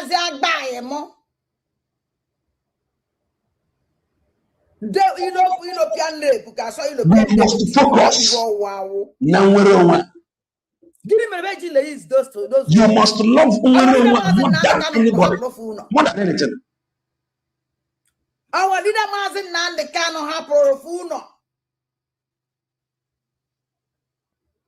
Or go that no nage when so. Or we protected the house. Entre your father abata. If I want a mother now about protecting the house, Buntu a USB declared on that. In a protect mandate, I want if I may protect. Our document generated, our ID and the website into a CMD, into a CM apply. These are things that they protect. IPOB organization, or what if I protect there? That is the truth. I will begin to say some things here, and you may not like it, but I do not care. Makana, all the very, very important today, Kuriantuade. And what if I may protect there? The only thing I may protect is their leadership. And that leadership, the reason 5% there before, a use what the same leadership fight Yamazeb and Joko. Making you to believe that they are protecting leadership for Mazen Namdekano. After fighting Mazeb and Joko with name leadership, they have turned around to be fighting the leadership of Mazen Namdekano, whereby preserving their own leadership for EOS. The IPOB organization has nothing, absolutely nothing to offer you. Or what if I protect it? In fact, anything nobody need protect, anything nobody need protect. Now IPOB organization, the registrar, the owner of the organization, can help, they protect the organization, the interest of the organization. That is the truth. Oath members, I am not oath member, but common sense, I'm on register organization, but the owner. And then you need them. Now that organization is to protect it for the owner. That is why they protected the leadership for themselves. They protected it before for Mazen Namdekano. Now they are now protecting it for themselves for their own benefit, not for the interest of the struggle. I ain't gonna so I go into a if you shine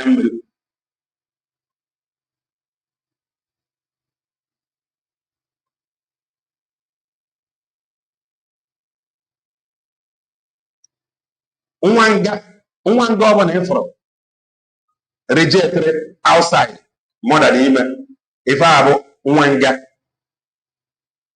and then one guy and then I always hope We is anything to do outside because of the outside, we responsibility. Or got to know. Or got any. So, yaka ija akpọfa nwanga.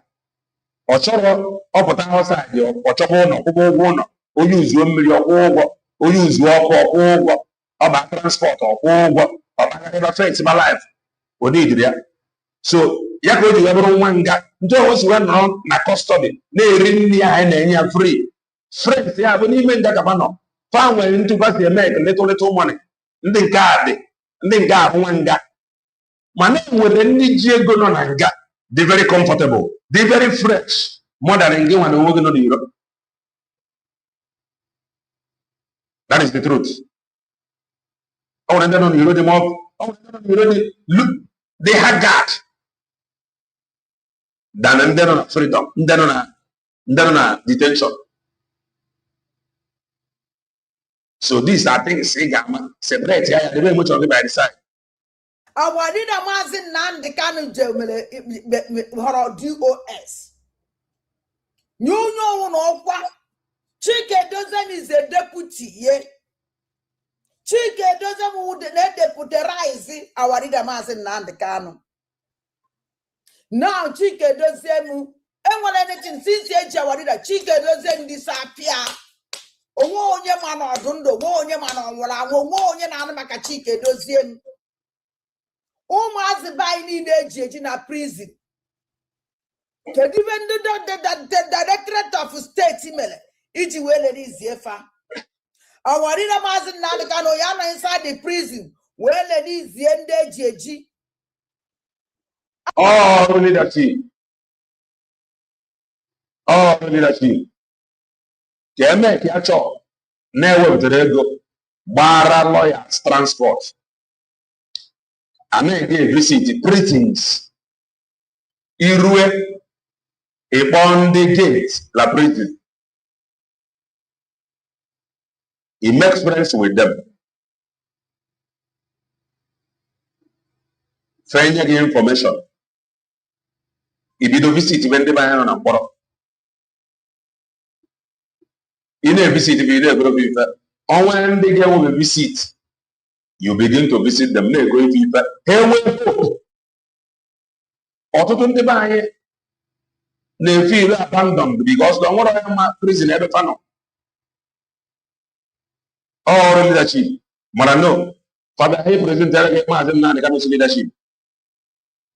Now, Fafugo and Nibaya Matagibama, they have abandoned that Maazị Nnamdi Kanu's leadership. They are now talking about DOS leadership, which is the only way by the benefit or by the themselves enrich. Ama banisi ni iji obujide ọfọ. Achọkwara nke iji sie ya wa oge ike jisie ya wa ọfọ ike. Okwu ikwuru ka m chọrọ ịsa gị. And mma asa gị in a respective way n'onu oyibo. 2025 was marked by the rise of the evasive adversary. Achọrọ m ịsa gị in a respective way. One, what if I am from prison? What if I am from prison? Oh, when I'm not prison, never business.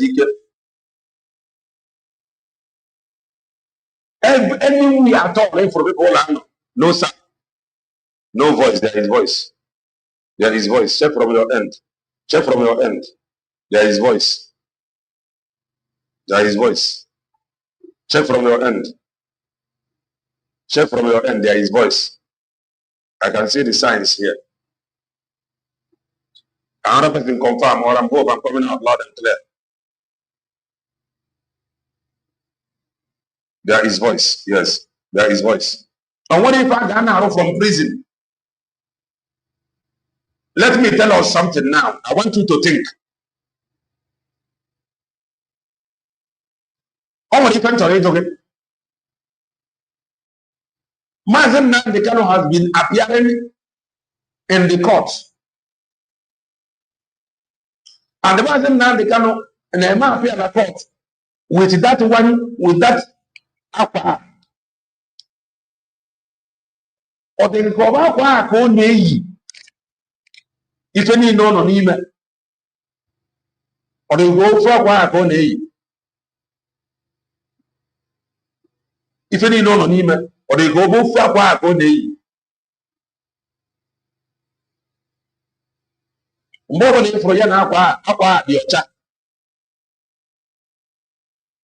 Or they go for aqua called me. The reason why India has some certain things, of which it may be don't put some certain things, but that I want you to behold freedom. That is if you are serious. You must behold freedom. You must see freedom. Love freedom more. That is why it's very, very important that we will be saying some certain things into this word so that you can actually behold freedom. Imagine freedom, I'm going to achieve where the man fly. The only thing you're going to have that, okay, let me TV, you have taken money. I never see money. But only a narrative that is being pushed, which we must confront that narrative. You must know. You must know what is freedom.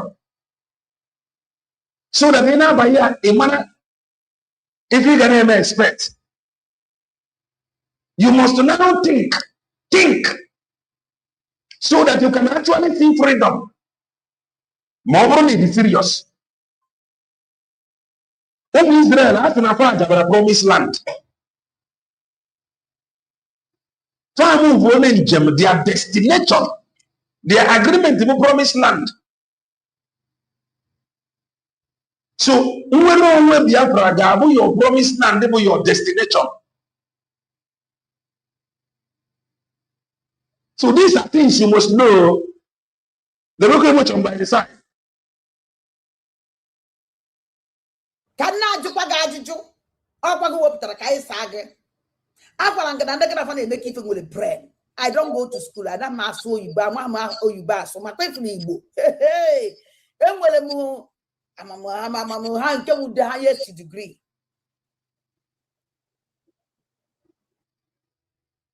If I pray, I'm very correct. Oh, and a serious business from prison. Serious business. Oh, yeah, with an way issue more for the commander or commando. Replace, yeah. Anyway, serious business from detention. Hear me. About everything DOS. But about everything Faku. Bezio. Away from Mbapaku phone. Namazin now they can't only use the phone. In some prisons, for you to get phone, go phone. All the possible need use the phone. In fact, all the possible Amazon now they cannot use the phone. Phone costs serious money in detention. Phone. All the possible no use the phone. So based on Nama Matago, I know this is possible. On our cost, this way go.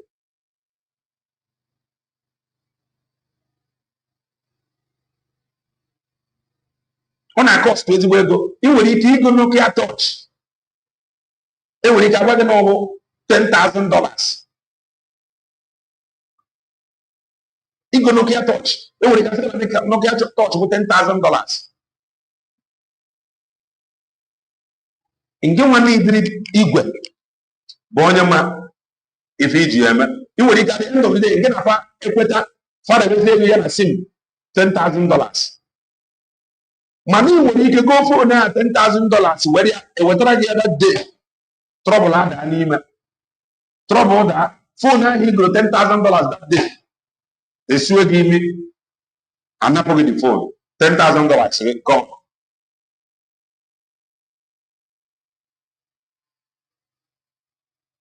I'm telling you. So all the possible. Even now, for Tiffany now, it's propaganda. That is one thing about me. I'm not seeing everything as propaganda. nnenekwa ife ga ife mgbakọ ma mana nke bụ eziokwu mana nke bụ asị zuoro onwe m ike. So ndị nwe ndị na-efeel no everything propaganda out of emotion, you are free to be running it. O depend ebe ị madebere. Ife a na-agwa na amara mma na-akụzi ya na school ndị gara mahadum. Experience bụ the best teacher. Ugwu Okenna Okechukwu, ugwu Okenna Okechukwu. Kanjiro na nge ugwu Okechukwu. Kedu ibe ndị DOS na-eme?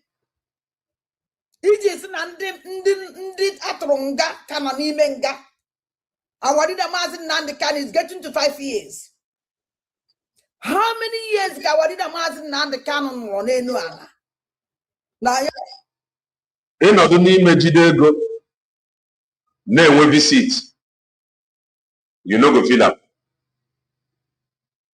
Mana ịnọdụ n'ime ji eji ego na-enwe visit, mgbe a ka ị ga-ama na ihe a akpọ ya correctional center nọ ifo akịrịkpaga gị n'ike, akịrịkpaga gị n'ike, ị confirm ọ akịrịkpa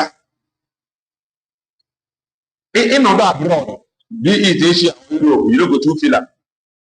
Enwere clean running water ị na-asakwa arụ. Mana ị nọrọ n'obodo bongo ijiri ego idiri enwe visit ife onye ahụ mara somebody don't need to tell you this one has been in prison.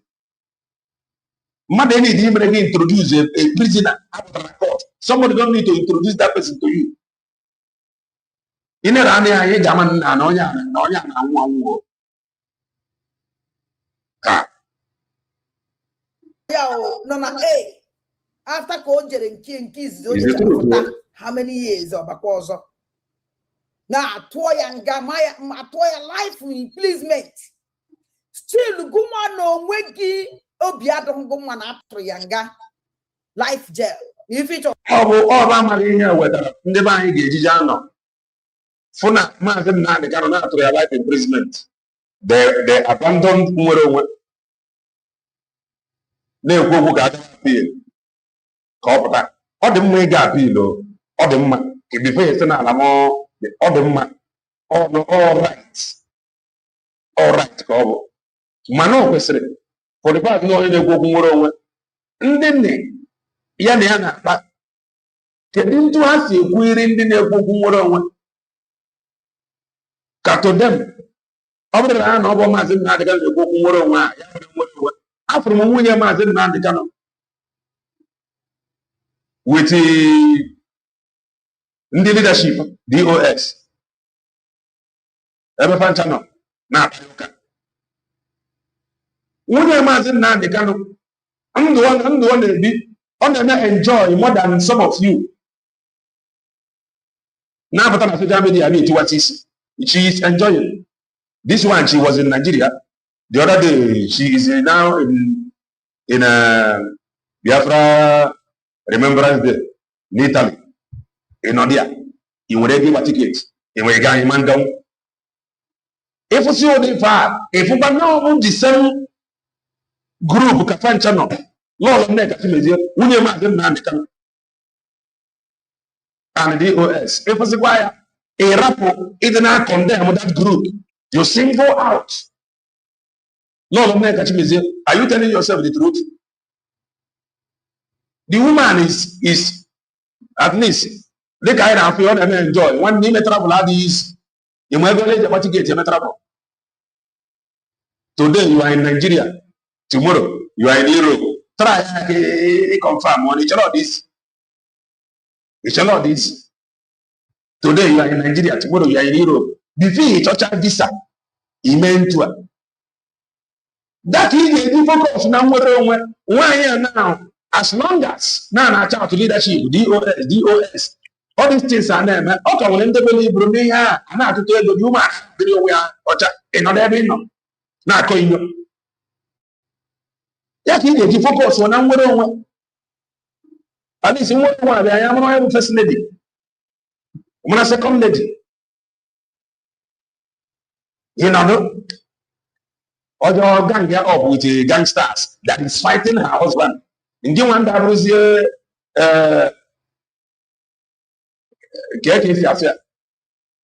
the one that was they have separated you, or they have not separated you. Oh, and the woman and I that is your business. In a way they focus. Like I said before, I commend the US will declare number one. And I want to say it here again. Video from Homeland. The thing had okay to me. All you can money by the 5 pictures. They buy 5. Well dressed. Well dressed. Or now by Kariana by the video from Homeland. Ndeleme matching. Already if I'm not. So they can do better. We can do better. We can do better. In that aspect, we can do better. La America, they did wonderfully well by inviting Robert Spencer. And we must continue on that part. Manaside in the Homeland.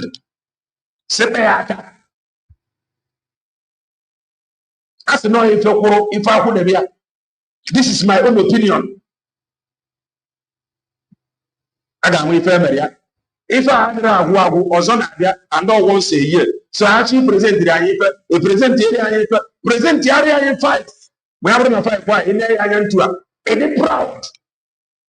About USB, a present the area 9 is a Nazi cow. Do I never let USB, a present the area in modify 5, who was if can I? And how much in Oberazia?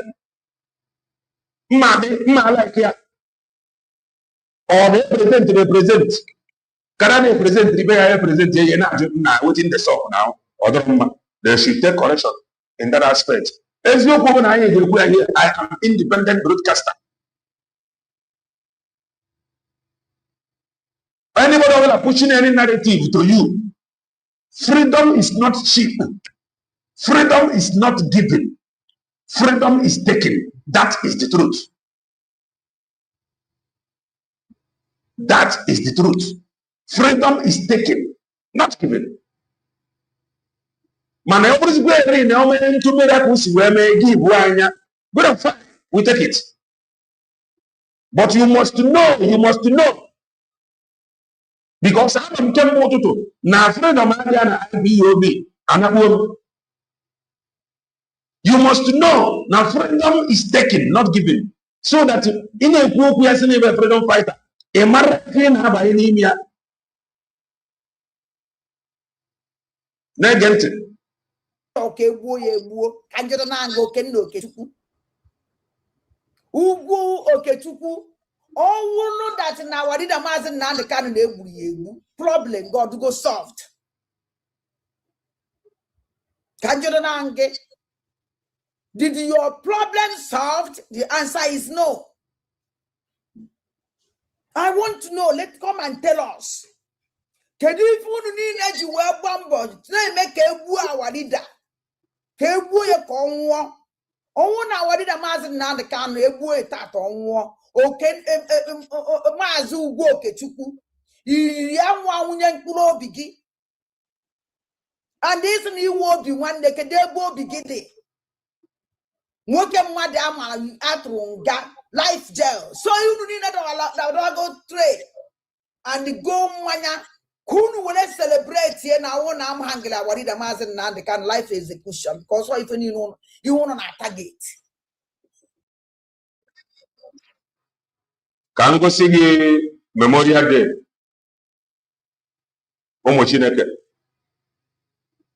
If I want to name a business, the main business, Kafanwiki remain a business. Let them their business. Understand me? These guys in Nanya, they mean business to remain in this business of agitation. These guys in Nanya not here. They mean business to remain in the business of continuous agitation. family in that business. If I have ever gathered, there's a picture. If I have the only thing they have to offer. Manina Yapunke USB declared, if not well coordinated. Only I know about over there, we must not over there, they have. Over there, they have. No, they are no mongia. Lewi must not the kind with homongia. Endless agitators. Naya no mongia. Endless agitators. Ina tuego. Ana koinyo. Endlessly. I mean, I'm underground. If I only the chief, so endless agitators. According to how they are looking, nobody is going to take them serious. If you like, you can barrel on the street. That is your business. It is taken. And a force apply. You must apply force. You must apply pressure. In order, no her voice. In order, or everything defend leader, leadership, Lolo, they are married you, or they are not married you. Everything they defend. Oga Bongo, you can allow with business class for economy. In order, you wear visa, you wear passport, in order. You are fighting, they are on one side, you are on one side, and they have refused to talk. What kind of thing is that? Her husband now supports Ndi also, as we all know, and she is supporting other people. And they are the human Why not talk about India? Focus on it's more TV. You are running propaganda. The husband is one side. And you say, oh, he cannot be there and support USB to declare. I am telling him, but about this one he started. Oh, he cannot be there to issue memo.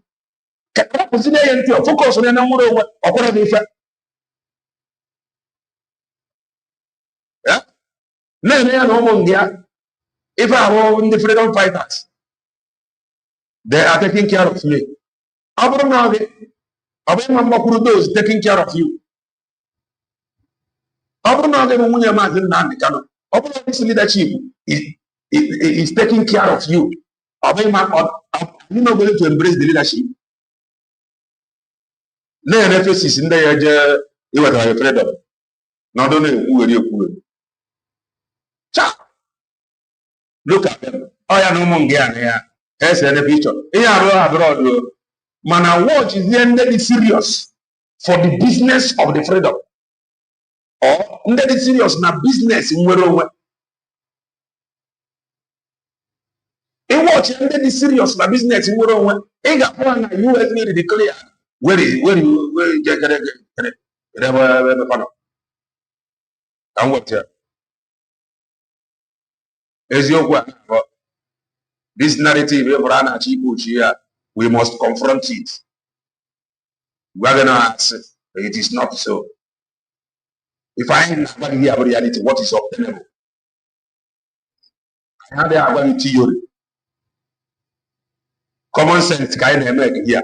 So we cannot allow that common sense go. I know some people may be offended, but sorry, I can't help you. Now, these are the people who is serious, like the business of freedom. These are people that want the freedom to come. They invite people to speak. They are very serious. The business Robert Spencer speaking. I have to say, I've spoken under USB many years. Man, I'm agitation as business. Thousands of venues all over the world. But I have never been so let's continue giving us money. We'll be on the ground. Taking care of the wife. Abandoning the husband. In all social media.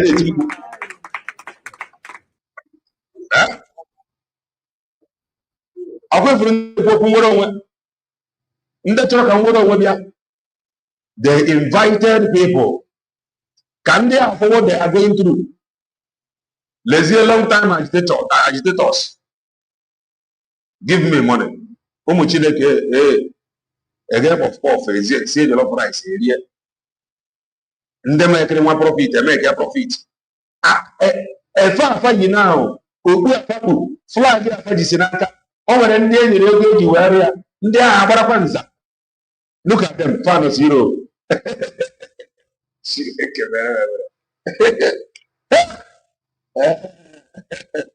Look at them. Look at them here. Just look at them. Just look. And I'm more of the head in the hall. There is the hall. How to near African church. Divine manage. No, the church say, Peter, just look at in the freedom. Then I am here. 90% of them see very well that you ever like any see world. Ever like any see world. They let the see you. 90% of them is out. That is serious.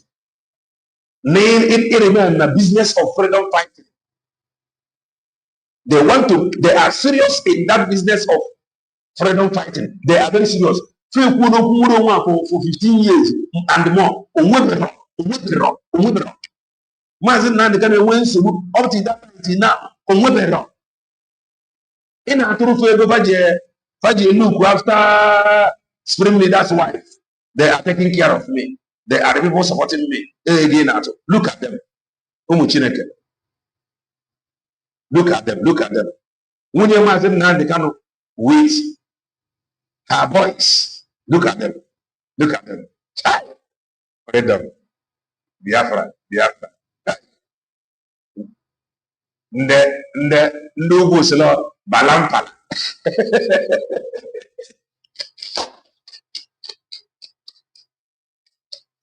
Child. Logo silo balampala. If I hear whoever you that we know to be truth, general social media. What is obtainable? Practical, not theory.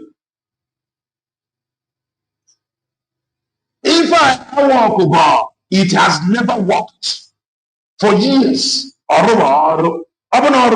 Show me one thing. Come you can achieve. Don't forget before. If I begin to sound somehow now, remember, they should align with USB declared. It's like I foresaw today comment, and then they should align with USB declared. Or they think what is to come. This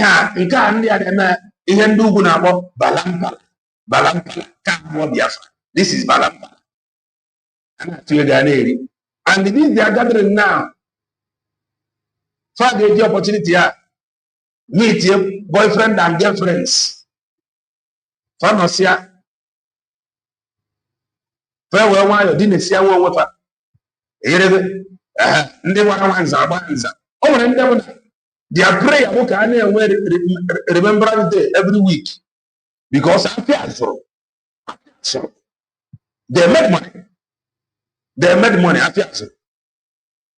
So if I will imagine now they can with her voice, no matter how you look at it or forward, and outside is a picture.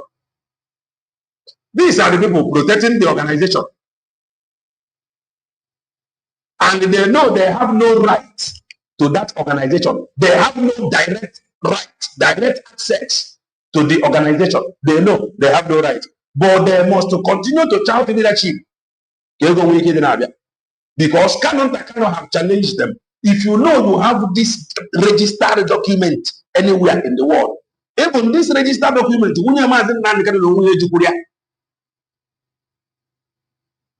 so they are illegally using IPOB organization.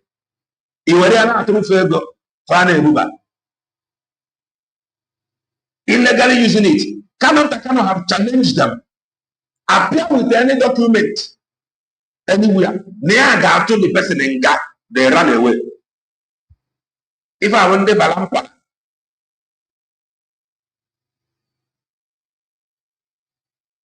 I said earlier, let them align. Also, they have no way to give you. They have no freedom to give you. They no get up. They no get up.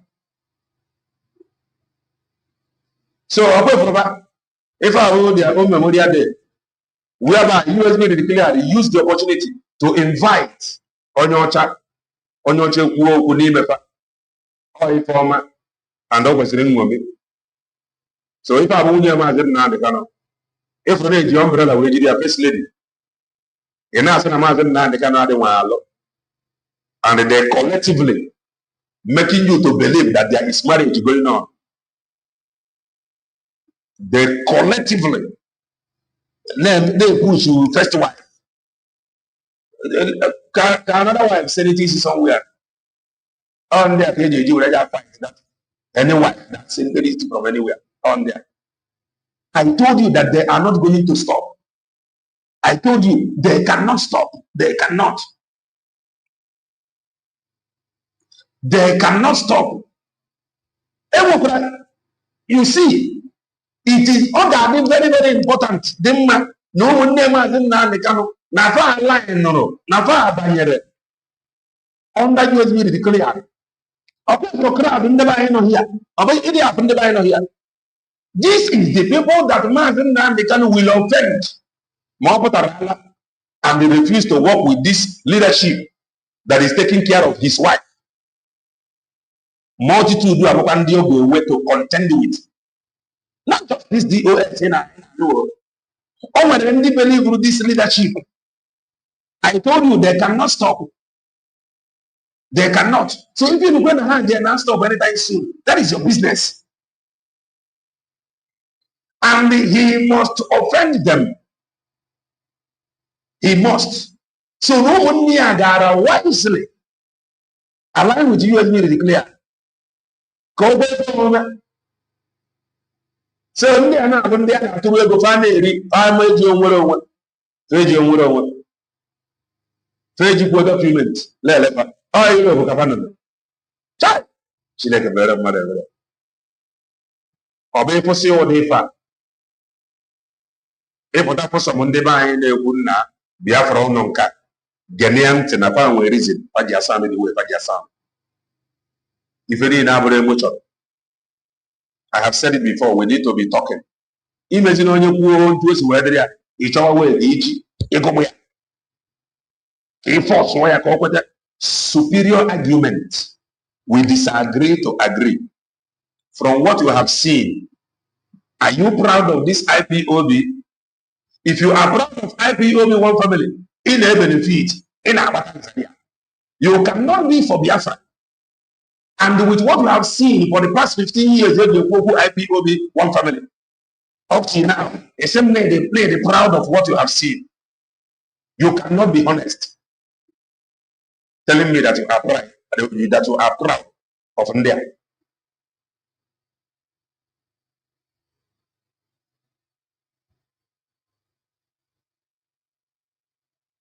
Nke ahụ ihe ahụ ndị ugwu na-akpọ banampala. Ọ nwere nke ndị abụghị na-akpọ banampala. Ọ ndị ahụ banampala. Ka m na-aga gị ihe bụ ego. They have no freedom to give you. All this deceit. Ọ kwesịrị onye kwụsị. Rapụ ndị a far capable ịtụ ego rie n'onwe ego ha. Let them contribute their money and they eat it among themselves.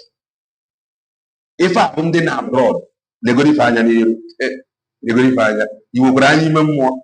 Chai, you will bring even more. Just look at them. Look at them. Look at them. Look at them. Look at them. Look at them. Even when you imagine now the kind of money. If what you want to preach from India, all this eyes right. She like a very.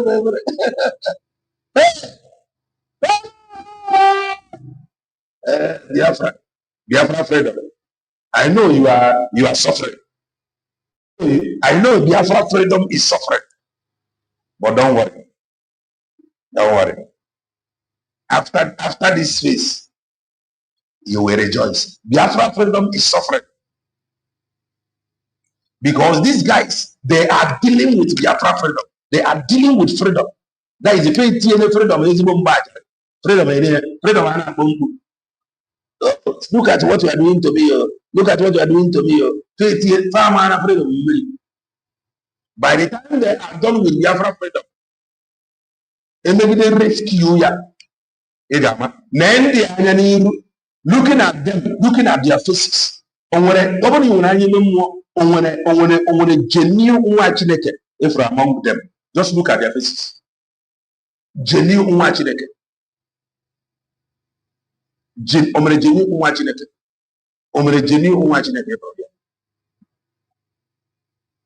I want to follow the Kelena TV to kindly do that. I am the preacher of the gospel of redemption. We will be entering a dangerous space like this very social media. A reality. We will be entering a very dangerous space. Very dangerous space. Very dangerous space. So don't say that you did not hear it from me. We will be entering dangerous spaces. Like this social media work now. In the coming weeks, in the coming month. Nowhere now. Oh, okay, let TV, you have taken money. I don't see money. I don't see anything. But no, some things I ain't got for the sake of this truth. Don't let anybody fool you. These people, they cannot know. As ezigbo mmadụ na-efe anya n'iru, o nwere any of them look like nwa Chineke ya bụ inye anyị fedego now tomorrow na ya weta ya. O nwere, just look.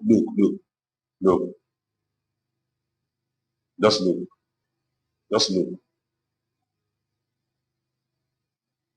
If I ever found a way their own remembrance. But often not to offer, nwere na-ekwu okwu ya. Kedu ife iji ekwu okwu nwere onwe? Oh, to go for ESL, our land is going. How are you trying to convince Mbowa they need freedom?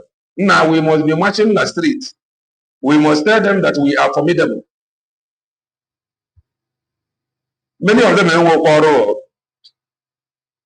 Many of them ain't work. Many of them ain't work. You cannot even enough now. Honorable IPOB member need the genuine. IPOB member.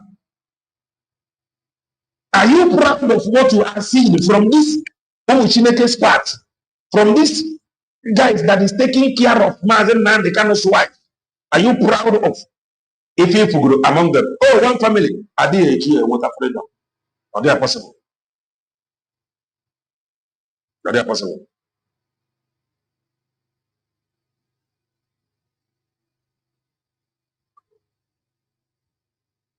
So we must continue. Umwerowe is taken. Umwerowe is not given. That is the reality. Forceful occupation. Illegal occupation. Hear this. More than for you as an illegal immigrant. They apply force to remove you. Illegal immigrant. For illegal immigrant, they will apply force. Oh, yeah, more than immigration police, or immigration police. In some Asian country, they will tell you to behave smart.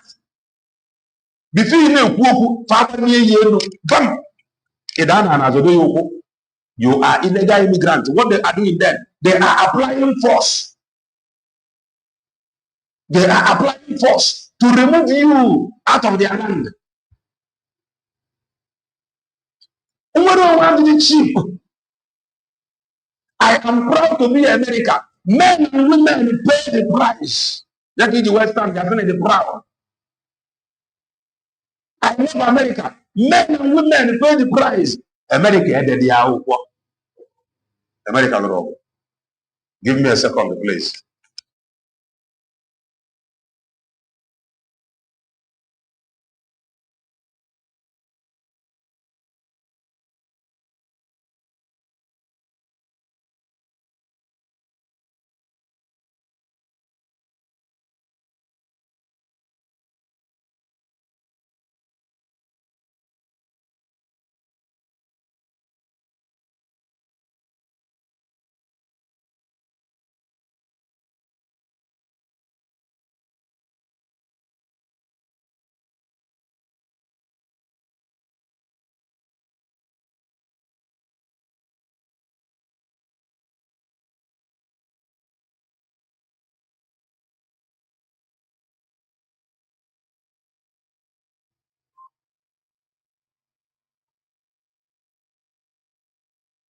This phase may take little time for some people to believe and the key in. The reason why you take a little time, more because of mentality in the Bible. Okay, only it is they take time. Do you know why? Magana, ask yourself, let's say for the past 10 years, and then I want to have the IPO members.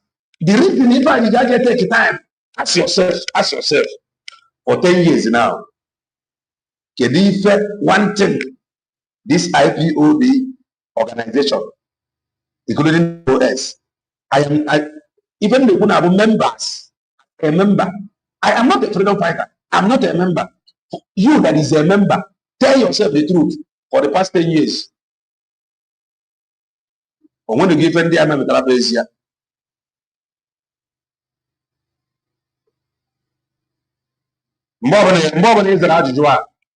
Your deliverance begin. Your deliverance begin. So if I want to that or issue what I want, these are the people protecting leadership. The reason is because of everything. You understand? Not because that leadership have delivered anything to you that is a member. Let's continue.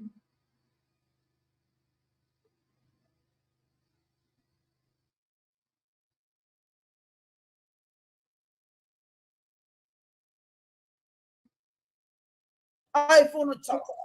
And joy phone baby. The reason is that what did a man now the kind of life execution? Who need an eye is yelling on social media. Okay, no, get you work at Chuku, can if you wake about what did a man now the canon? Can if I wanted a man now the canon? I want to know. Over 10,000 teams worldwide trust IP Royal to access millions of premium proxies at blazing speeds. Getting the data you need should be fast and effortless. That's why businesses of every size. I'm a master prophet. You see, I'm a master prophet. You are evil man. Very wicked human being, not even master prophet. That man was Ravia saw. Because what been on a program this man. Name is pet. Na Juzie Muketa. Uche Chicano, na master prophet. As Uche Chikeza and the DOS. Na master prophet, Kedunye Diche. Man about the same time. Ebe master prophet when he keep them a program somebody na carry our leader. When I kinyo before the master prophet, I've been a program this man. Yana this one on phone. Then discuss very, very well before master prophet will be this mission. What is it, Nanya? After the master prophet Ibiachazi, design ife this man na-ekwu. And I don't come but say master prophet Ibialija go kwuru yesterday come this program. Meji na ọnụlụ ebe nna jụ na program ndị uchu na ụmụ amoosu mere mbọsị ya. Oya ka nji chee ma mbọsị o mere this program or yesterday. Ko mere this program. Owu no yesterday. Iman ife wala ntị ajụjụ identity ya ọnụlụ ebe nna jụ nwoke onye America. Ndị a ọbịa kwadoro na ọbịa na their group, ọbịa ndị a mere invite na their platform. Ya jụọ ya ebe ndị mere invite. Kedu ndị oya asị na ya mere invite. No name. All the names na-ebe ahụ nickname. Onwere onye ji ezigbo afa ya nọrọ that place. Onya ka onye a ji wee pụta maybe. Na ọwụ na this program no yesterday ka o merie. Emmanuel because of okwu ahụ kwuru. Ihe wala ntịrị.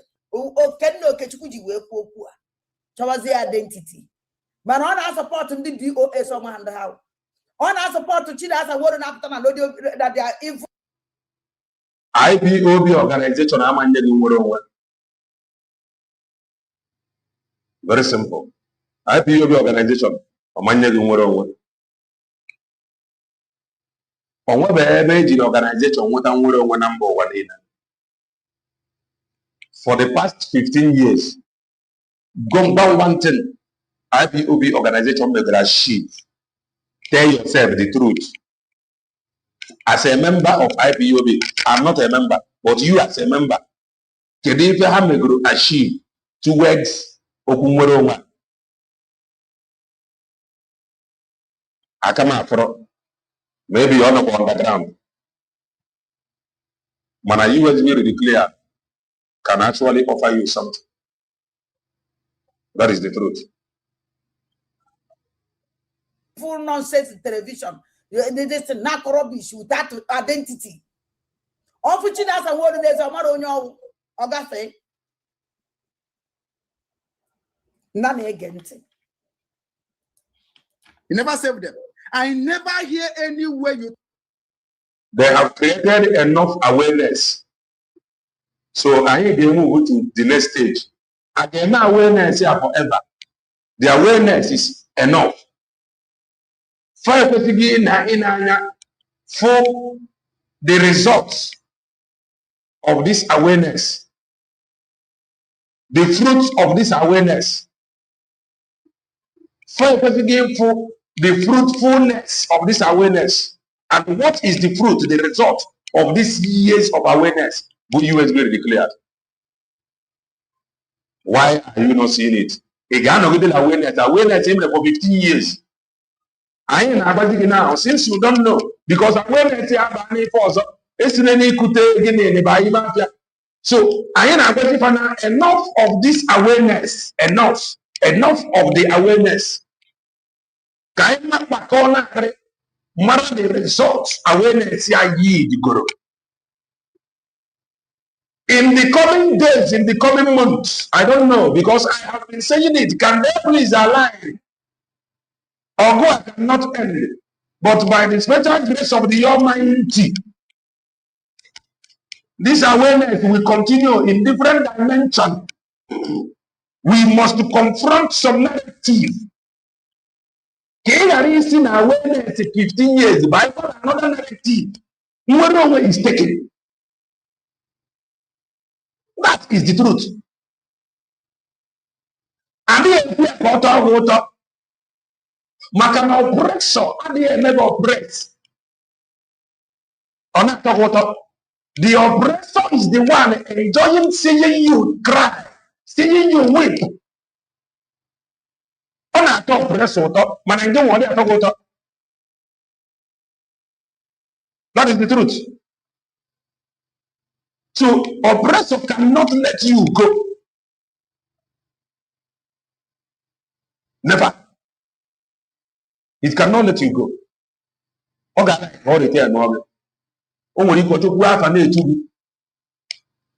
Just like Congolian politician. Oh, God put us together for a reason. You want no personal interest. Humphrey, no, God bring us together for a reason. Oh, we are one big obodo. Benefit ya ka ọ na-ede. Oh, there is strength in diversity. Abịa ka ọ na-ede. Oh, let us come and know what we do to this. If any now, practical. IPOB organization, create awareness. It is now time. Isn't that? Getting the result of this awareness. I am telling you, na result nke Maazị Ebanjoko bụ USB declared and Dr. Ngozi Orabeze.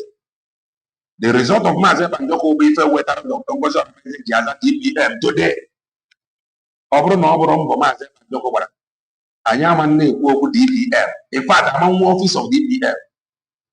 Ọ mbọ ọ gwara ka eji wee nwe okwu office of DPM. So anyị pụrụ mbọ ọ gwara in the space of some years ndị nka for 16 years over. Talk about anybody no na Igbo ga dey nwere nwa. You never talk am. Omego n'ụzọ one, nwa onye kwurie. Emego na Nimbo nwa onye kwurie. Kita ngwa n'eze n'anya nụ. Ejiri ngbogu jidere gị ọfọ. Ome n'ụzọ awado nwere onye kwurie nụ. Omene na Nimbo nwere onye kwurie nụ. Ugwu Okenna Okechukwu, Ugwu Okechukwu, Ugwu Okechukwu. Mbosi mmere gị invite na my platform ka m wepụtala gị ife na-eme n'ụzọ ụwa. It is now time we confront some certain things on this very social media. That is the truth. If you know, if you will fuck up. That is the truth. Constructive criticism. What they allow. There is no truth.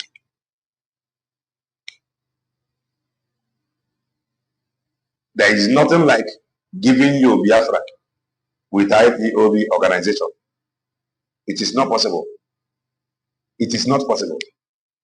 Not possible. It is not. In our icon. For the past 15 years, they can't throw anything. That they don't get. None finisher. Why not remain on autopilot? From autopilot, he moved to registering government in exile.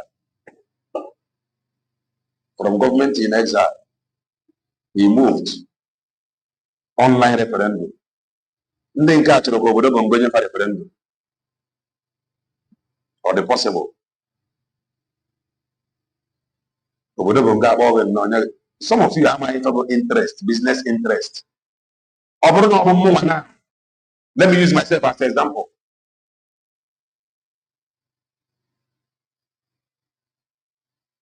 This boy, you know, get sense. Senseless bastard preaching. That is your business. I'm not IPOB member. And for the past 15 years, you as a member, what have they achieved? Can you come now and tell me what you have achieved for the past 15 years? Can you come to the studio? Achieve for the past 15 years? Just one. Can you? Because I know this space, a lot of people will be offended, but that is the truth now. What have you achieved for the past 15 years? What? Here, the very simple. Can you please come and tell me what you have achieved for the past 15 years? Political solution, I am fraud. Lion Chi, I am fraud. Formidability, I am fraud. Can you please come to the studio? Tell me one thing, one, for the past 15 years. One thing you may achieve as IPOB member. Can you please come?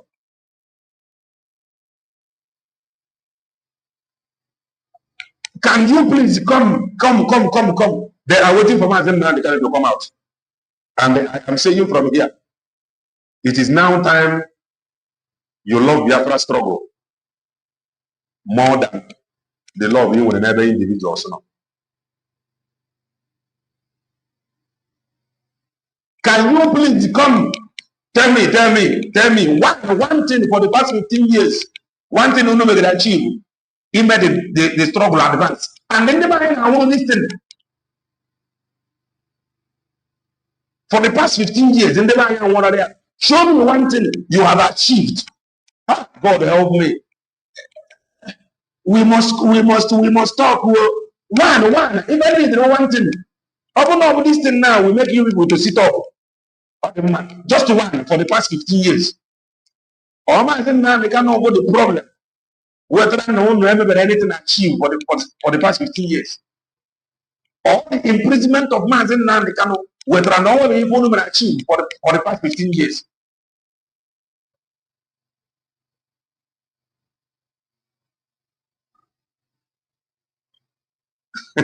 I am no longer preaching about Adadi. I am saying IPOB organization. If you can come to the studio, okay, let me remove Lasuba. I'm not talking about Lasuba now. I am saying, what have you achieved for the past 15 years? Now, this very struggle, this Biafra for past 15 years. Can any of you tell me what you have achieved? For the past 15 years, if only every year on a gather a say pitch on Italy. And then you want on social media talking about leadership. Any leadership that is not providing you information, updating you their day-to-day activities towards the freedom, that is not leadership. If I answer a simple question, you must focus now. 100 men are the avid. I'm going to find a document. Somebody have challenge this document. I'm going to document also. Carrying this very document, it is now time them come to challenge it. If not, in any way, you are wasting your time. For the past 15 years, what have they achieved? What have you achieved? If I know we didn't any excuses kind of name. Oh, leave it, yo. Leave it like that. The leadership, we have leadership here. Era of miscreants. Era of miscreants. One thing, if you can boldly tell me one thing you want to achieve for the past 15 years, I will know. Every year on a gather at 2 years ago, on a freedom. Never in our this thing. Or when born on our back to make sure they with AI with that can never hang it now. Never in a 3 years ago.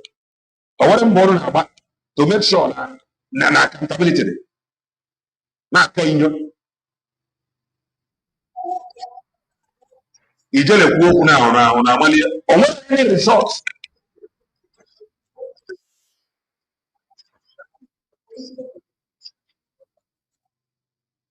One no result, he gets that challenge detail when you walk. Show me results. He gets that challenge detail. He just put on Abamba. Show me results. He gets that challenge. And now this freedom is real. This is what we are doing. Come and join us. Convince him. Rapo Ebamba social media. Can you please convince him? Show him practical steps in a day to actualize this behavior. Show him. There is a long way to go. A long way. And when a group when a believe in Wunya Mazen Nandekano. When a group when they follow Mazen Nandekano. When the end they follow US will declare. Can one day follow India? Now like this we go today. Or people on social media. Pule lengu ife neme na bono. Ino na social media, someone I should take off that nonsense. That they didn't care. It's just nine as over the nose one, well, but it's not nonsense. Can do that, then I complain. Then I complain and continue. Like, can even do money about even a menu. It's just you take this rubbish out. Obinwannem is serious. Eh? I want you to say the name. You'll be as one also.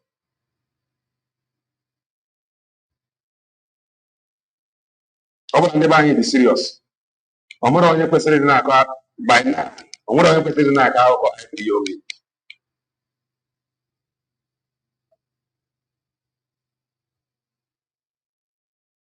Obinwannem is serious. When anybody Obinwannem said they go by you'll be now. My face here, I know now. That is the honest truth. But because you are too emotional, Okay, if you could. Now, if they are seizing, after kissing, take the rubbish out. If they are seizing, that now better knows one. What are you playing? How many kids in your platform will you go? And you want your new state? Okay, no, okay, Ugu, okay, how many? Because since now watch your program, I put maybe you put that video and or alele. Nde bunu ne ni Enugu state. Obinwannem your people. I never see you use your platform if you want to talk about that. Don't care what how you can follow get key genti. If we could be able to element, can say the father, it's so much you take that rubbish out. That Ramdani now on this other or if you could, now social media, make a short the program for okay. You see, let me tell you something. Okay, for this battle ride, if there are car, okay, Asimo Ugu, okay, Chuku. I'm up from ABC. What an again. Okwa equalize na any no criminal.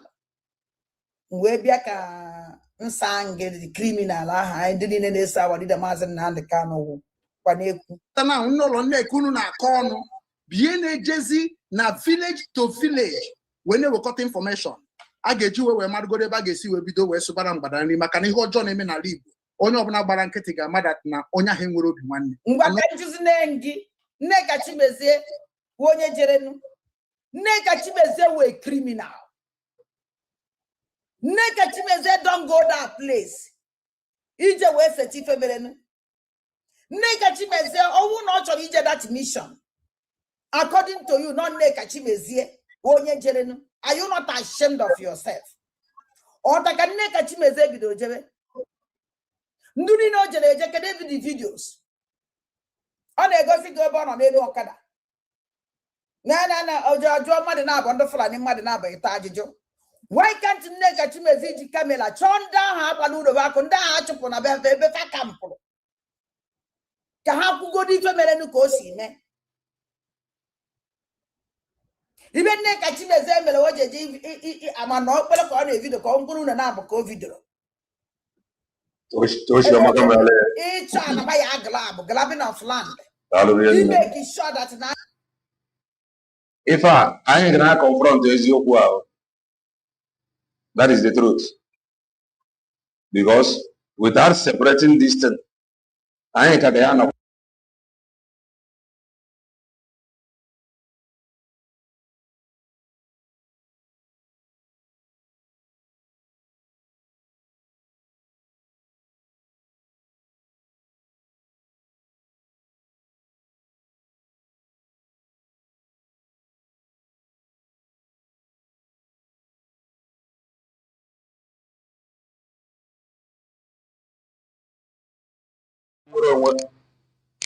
Very important. Yes, there is voice now. Thank you.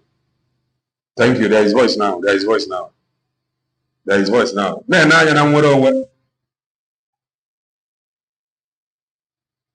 is voice now.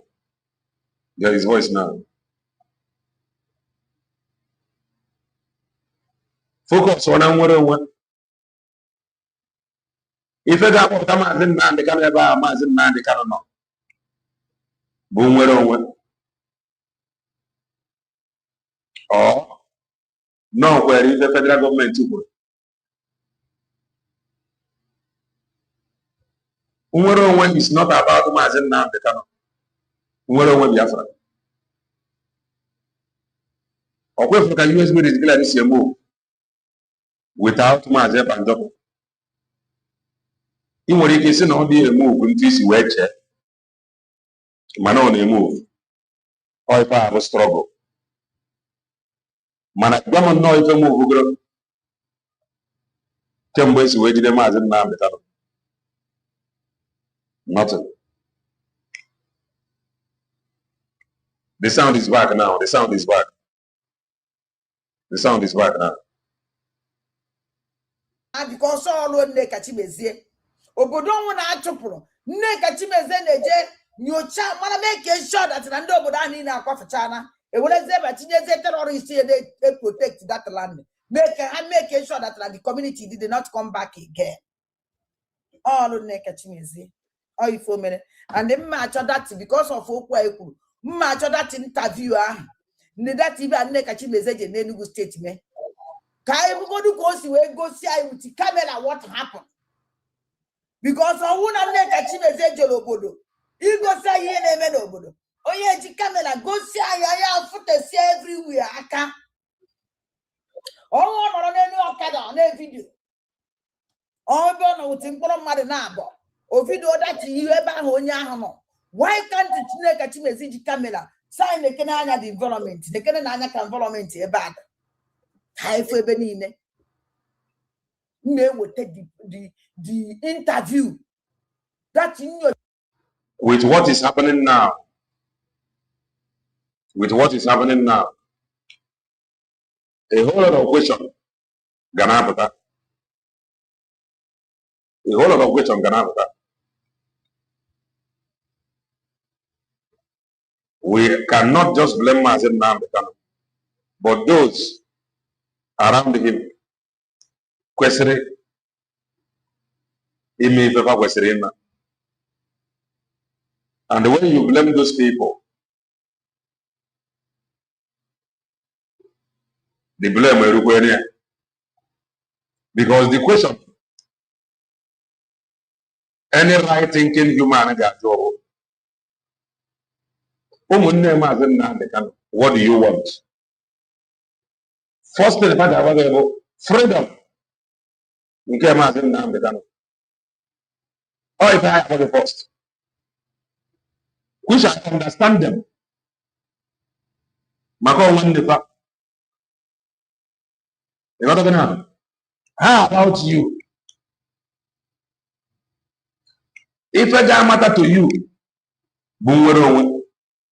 Manafo no mana freedom woman in Namdekano and all man this without compromise. They should know. No man did it without compromise. Someone who wants to put on one. I'm going to put on one. Can Bafana have a one? Can the family put in on one?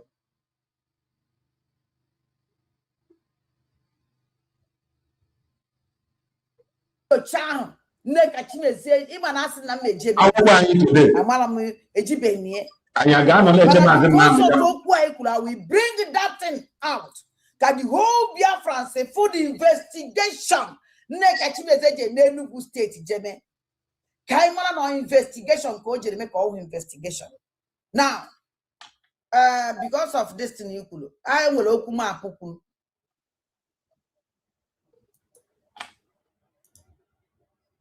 No one oku mapuku. Somebody sending me. Somebody sending me. The more some of these things, the more I delay. Have you ever imagined How far? Eba karino. Obro na arabro mazi. Obu na onye obuna kwere mazi eba ndoko no. These same people. Obuna fa support mazi eba ndoko.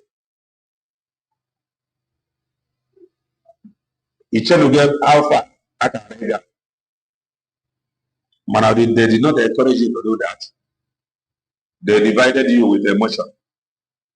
Our supreme commander, the Jesus of our own time, our Messiah, our supreme leader, our Onyendu. You are not taking order from Onyendu. They brainwash you with that story. The little support in Jeremiah is and Doc. Okay, for info internationally.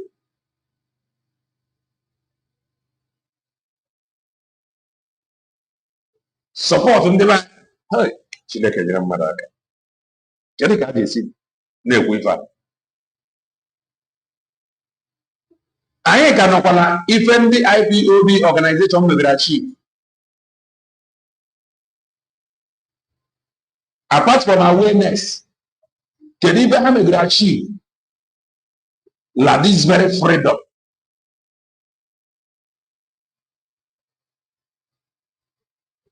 Can even achieve.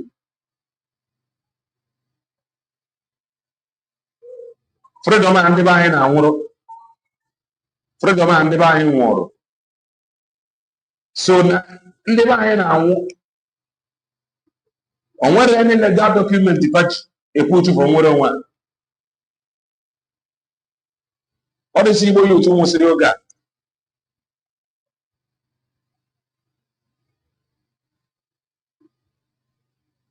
Exactly. USB na bambo. Namaz and Jokwanoria.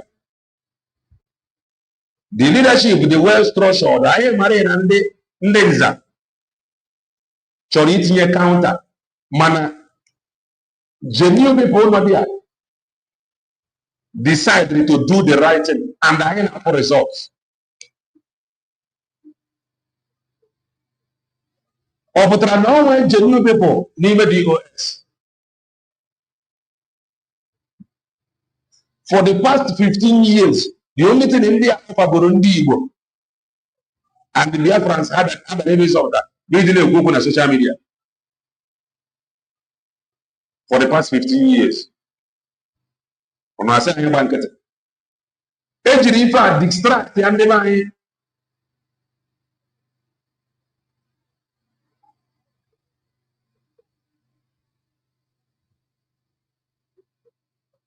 Talk sensibly.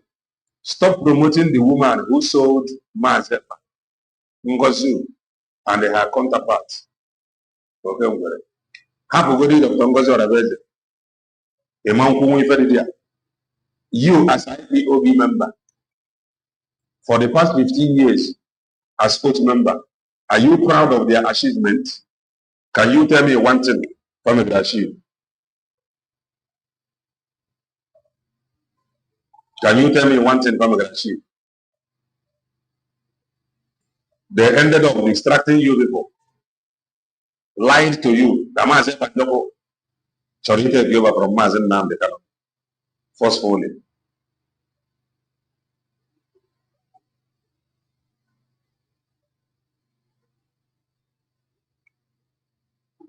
On to your link, Kida, why in the IPOB organization?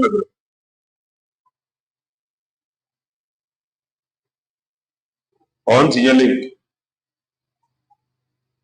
Freedom is not given. Freedom is taken. Freedom is not cheap. IPOB organization has no freedom to give you. They have no freedom to give you. Show me one thing they have achieved for the past 15 years. Show me one. You are not a member. Again, is weak. If any are grow, it distracts in the buy.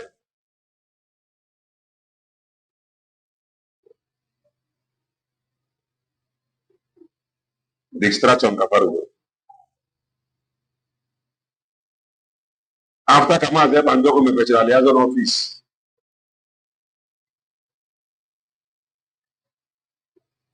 Oh, now Papa Neruve liaison office. IPOB organization.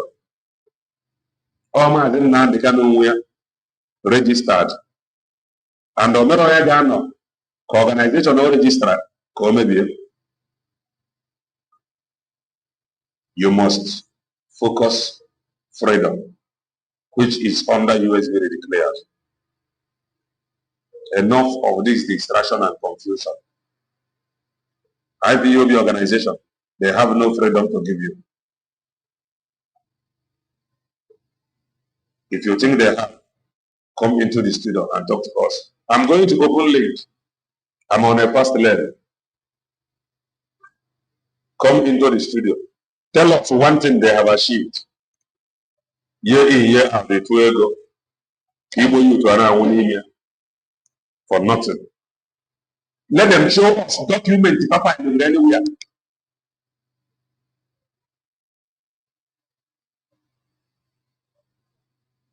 So here is the link. Come in and tell us their achievements.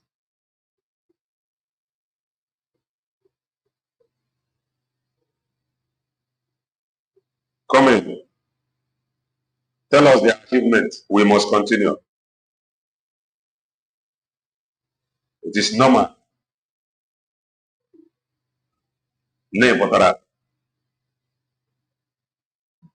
Disagree with some things I know. It is normal. But you cannot deny the fact. You can disagree with us. This is normal. You cannot always agree with everything every day. No. You cannot always agree with it. It will not go well with you. You leave it as one of those things. Organization IPOB or IPOB organization, all my sin man they cannot well. And the moment I like if all the go maybe or ya can you the pasanya and one. William Mazin na they can no mongia bo hard very serious the business of freedom fighting. Hard very serious. And the Mazin na they can no mongia. They want very serious by their own side. But the United States of Biafra, they very serious collectively. Now, Bambo, Keifa Game, Kemetia, Keka Gesi, present Umwa, Tumboa. And that was what you saw. Now, this just concluded Biafra Heroes Day. And they must keep it up, inviting people to come and talk. Into a car gesi, what I see there, no.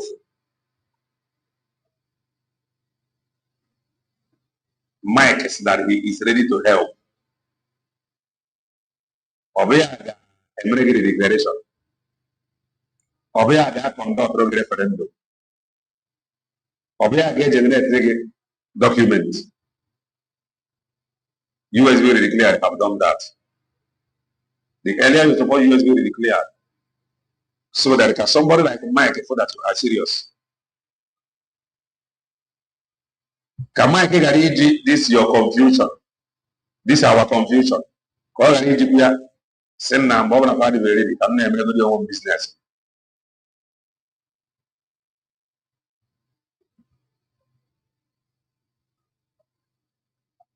The reason why autopilot was born is due to lack of agenda after 15 years. You are very correct.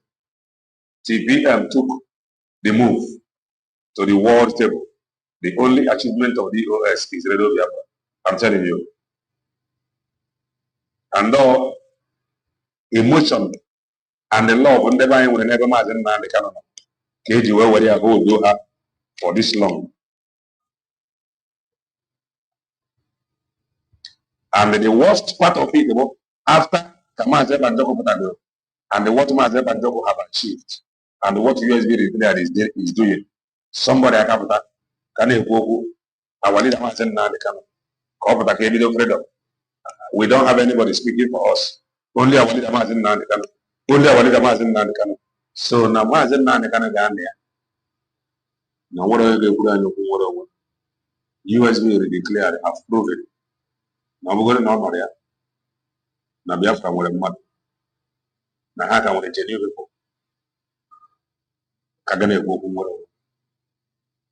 If you know one thing you have achieved under IPOB for 15 years, I will be waiting for your comment.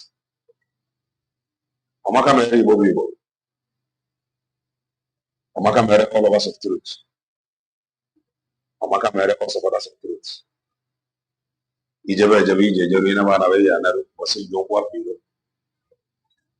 To whom much is given, much is expected. Give much to USB declared and expect much. Give much so that you can actually expect much. Mworowe is not free. Wake up. Mworowe is not cheap. Wake up. Amaka Mele, join us in some hours time as we continue. Bye for now and stay blessed.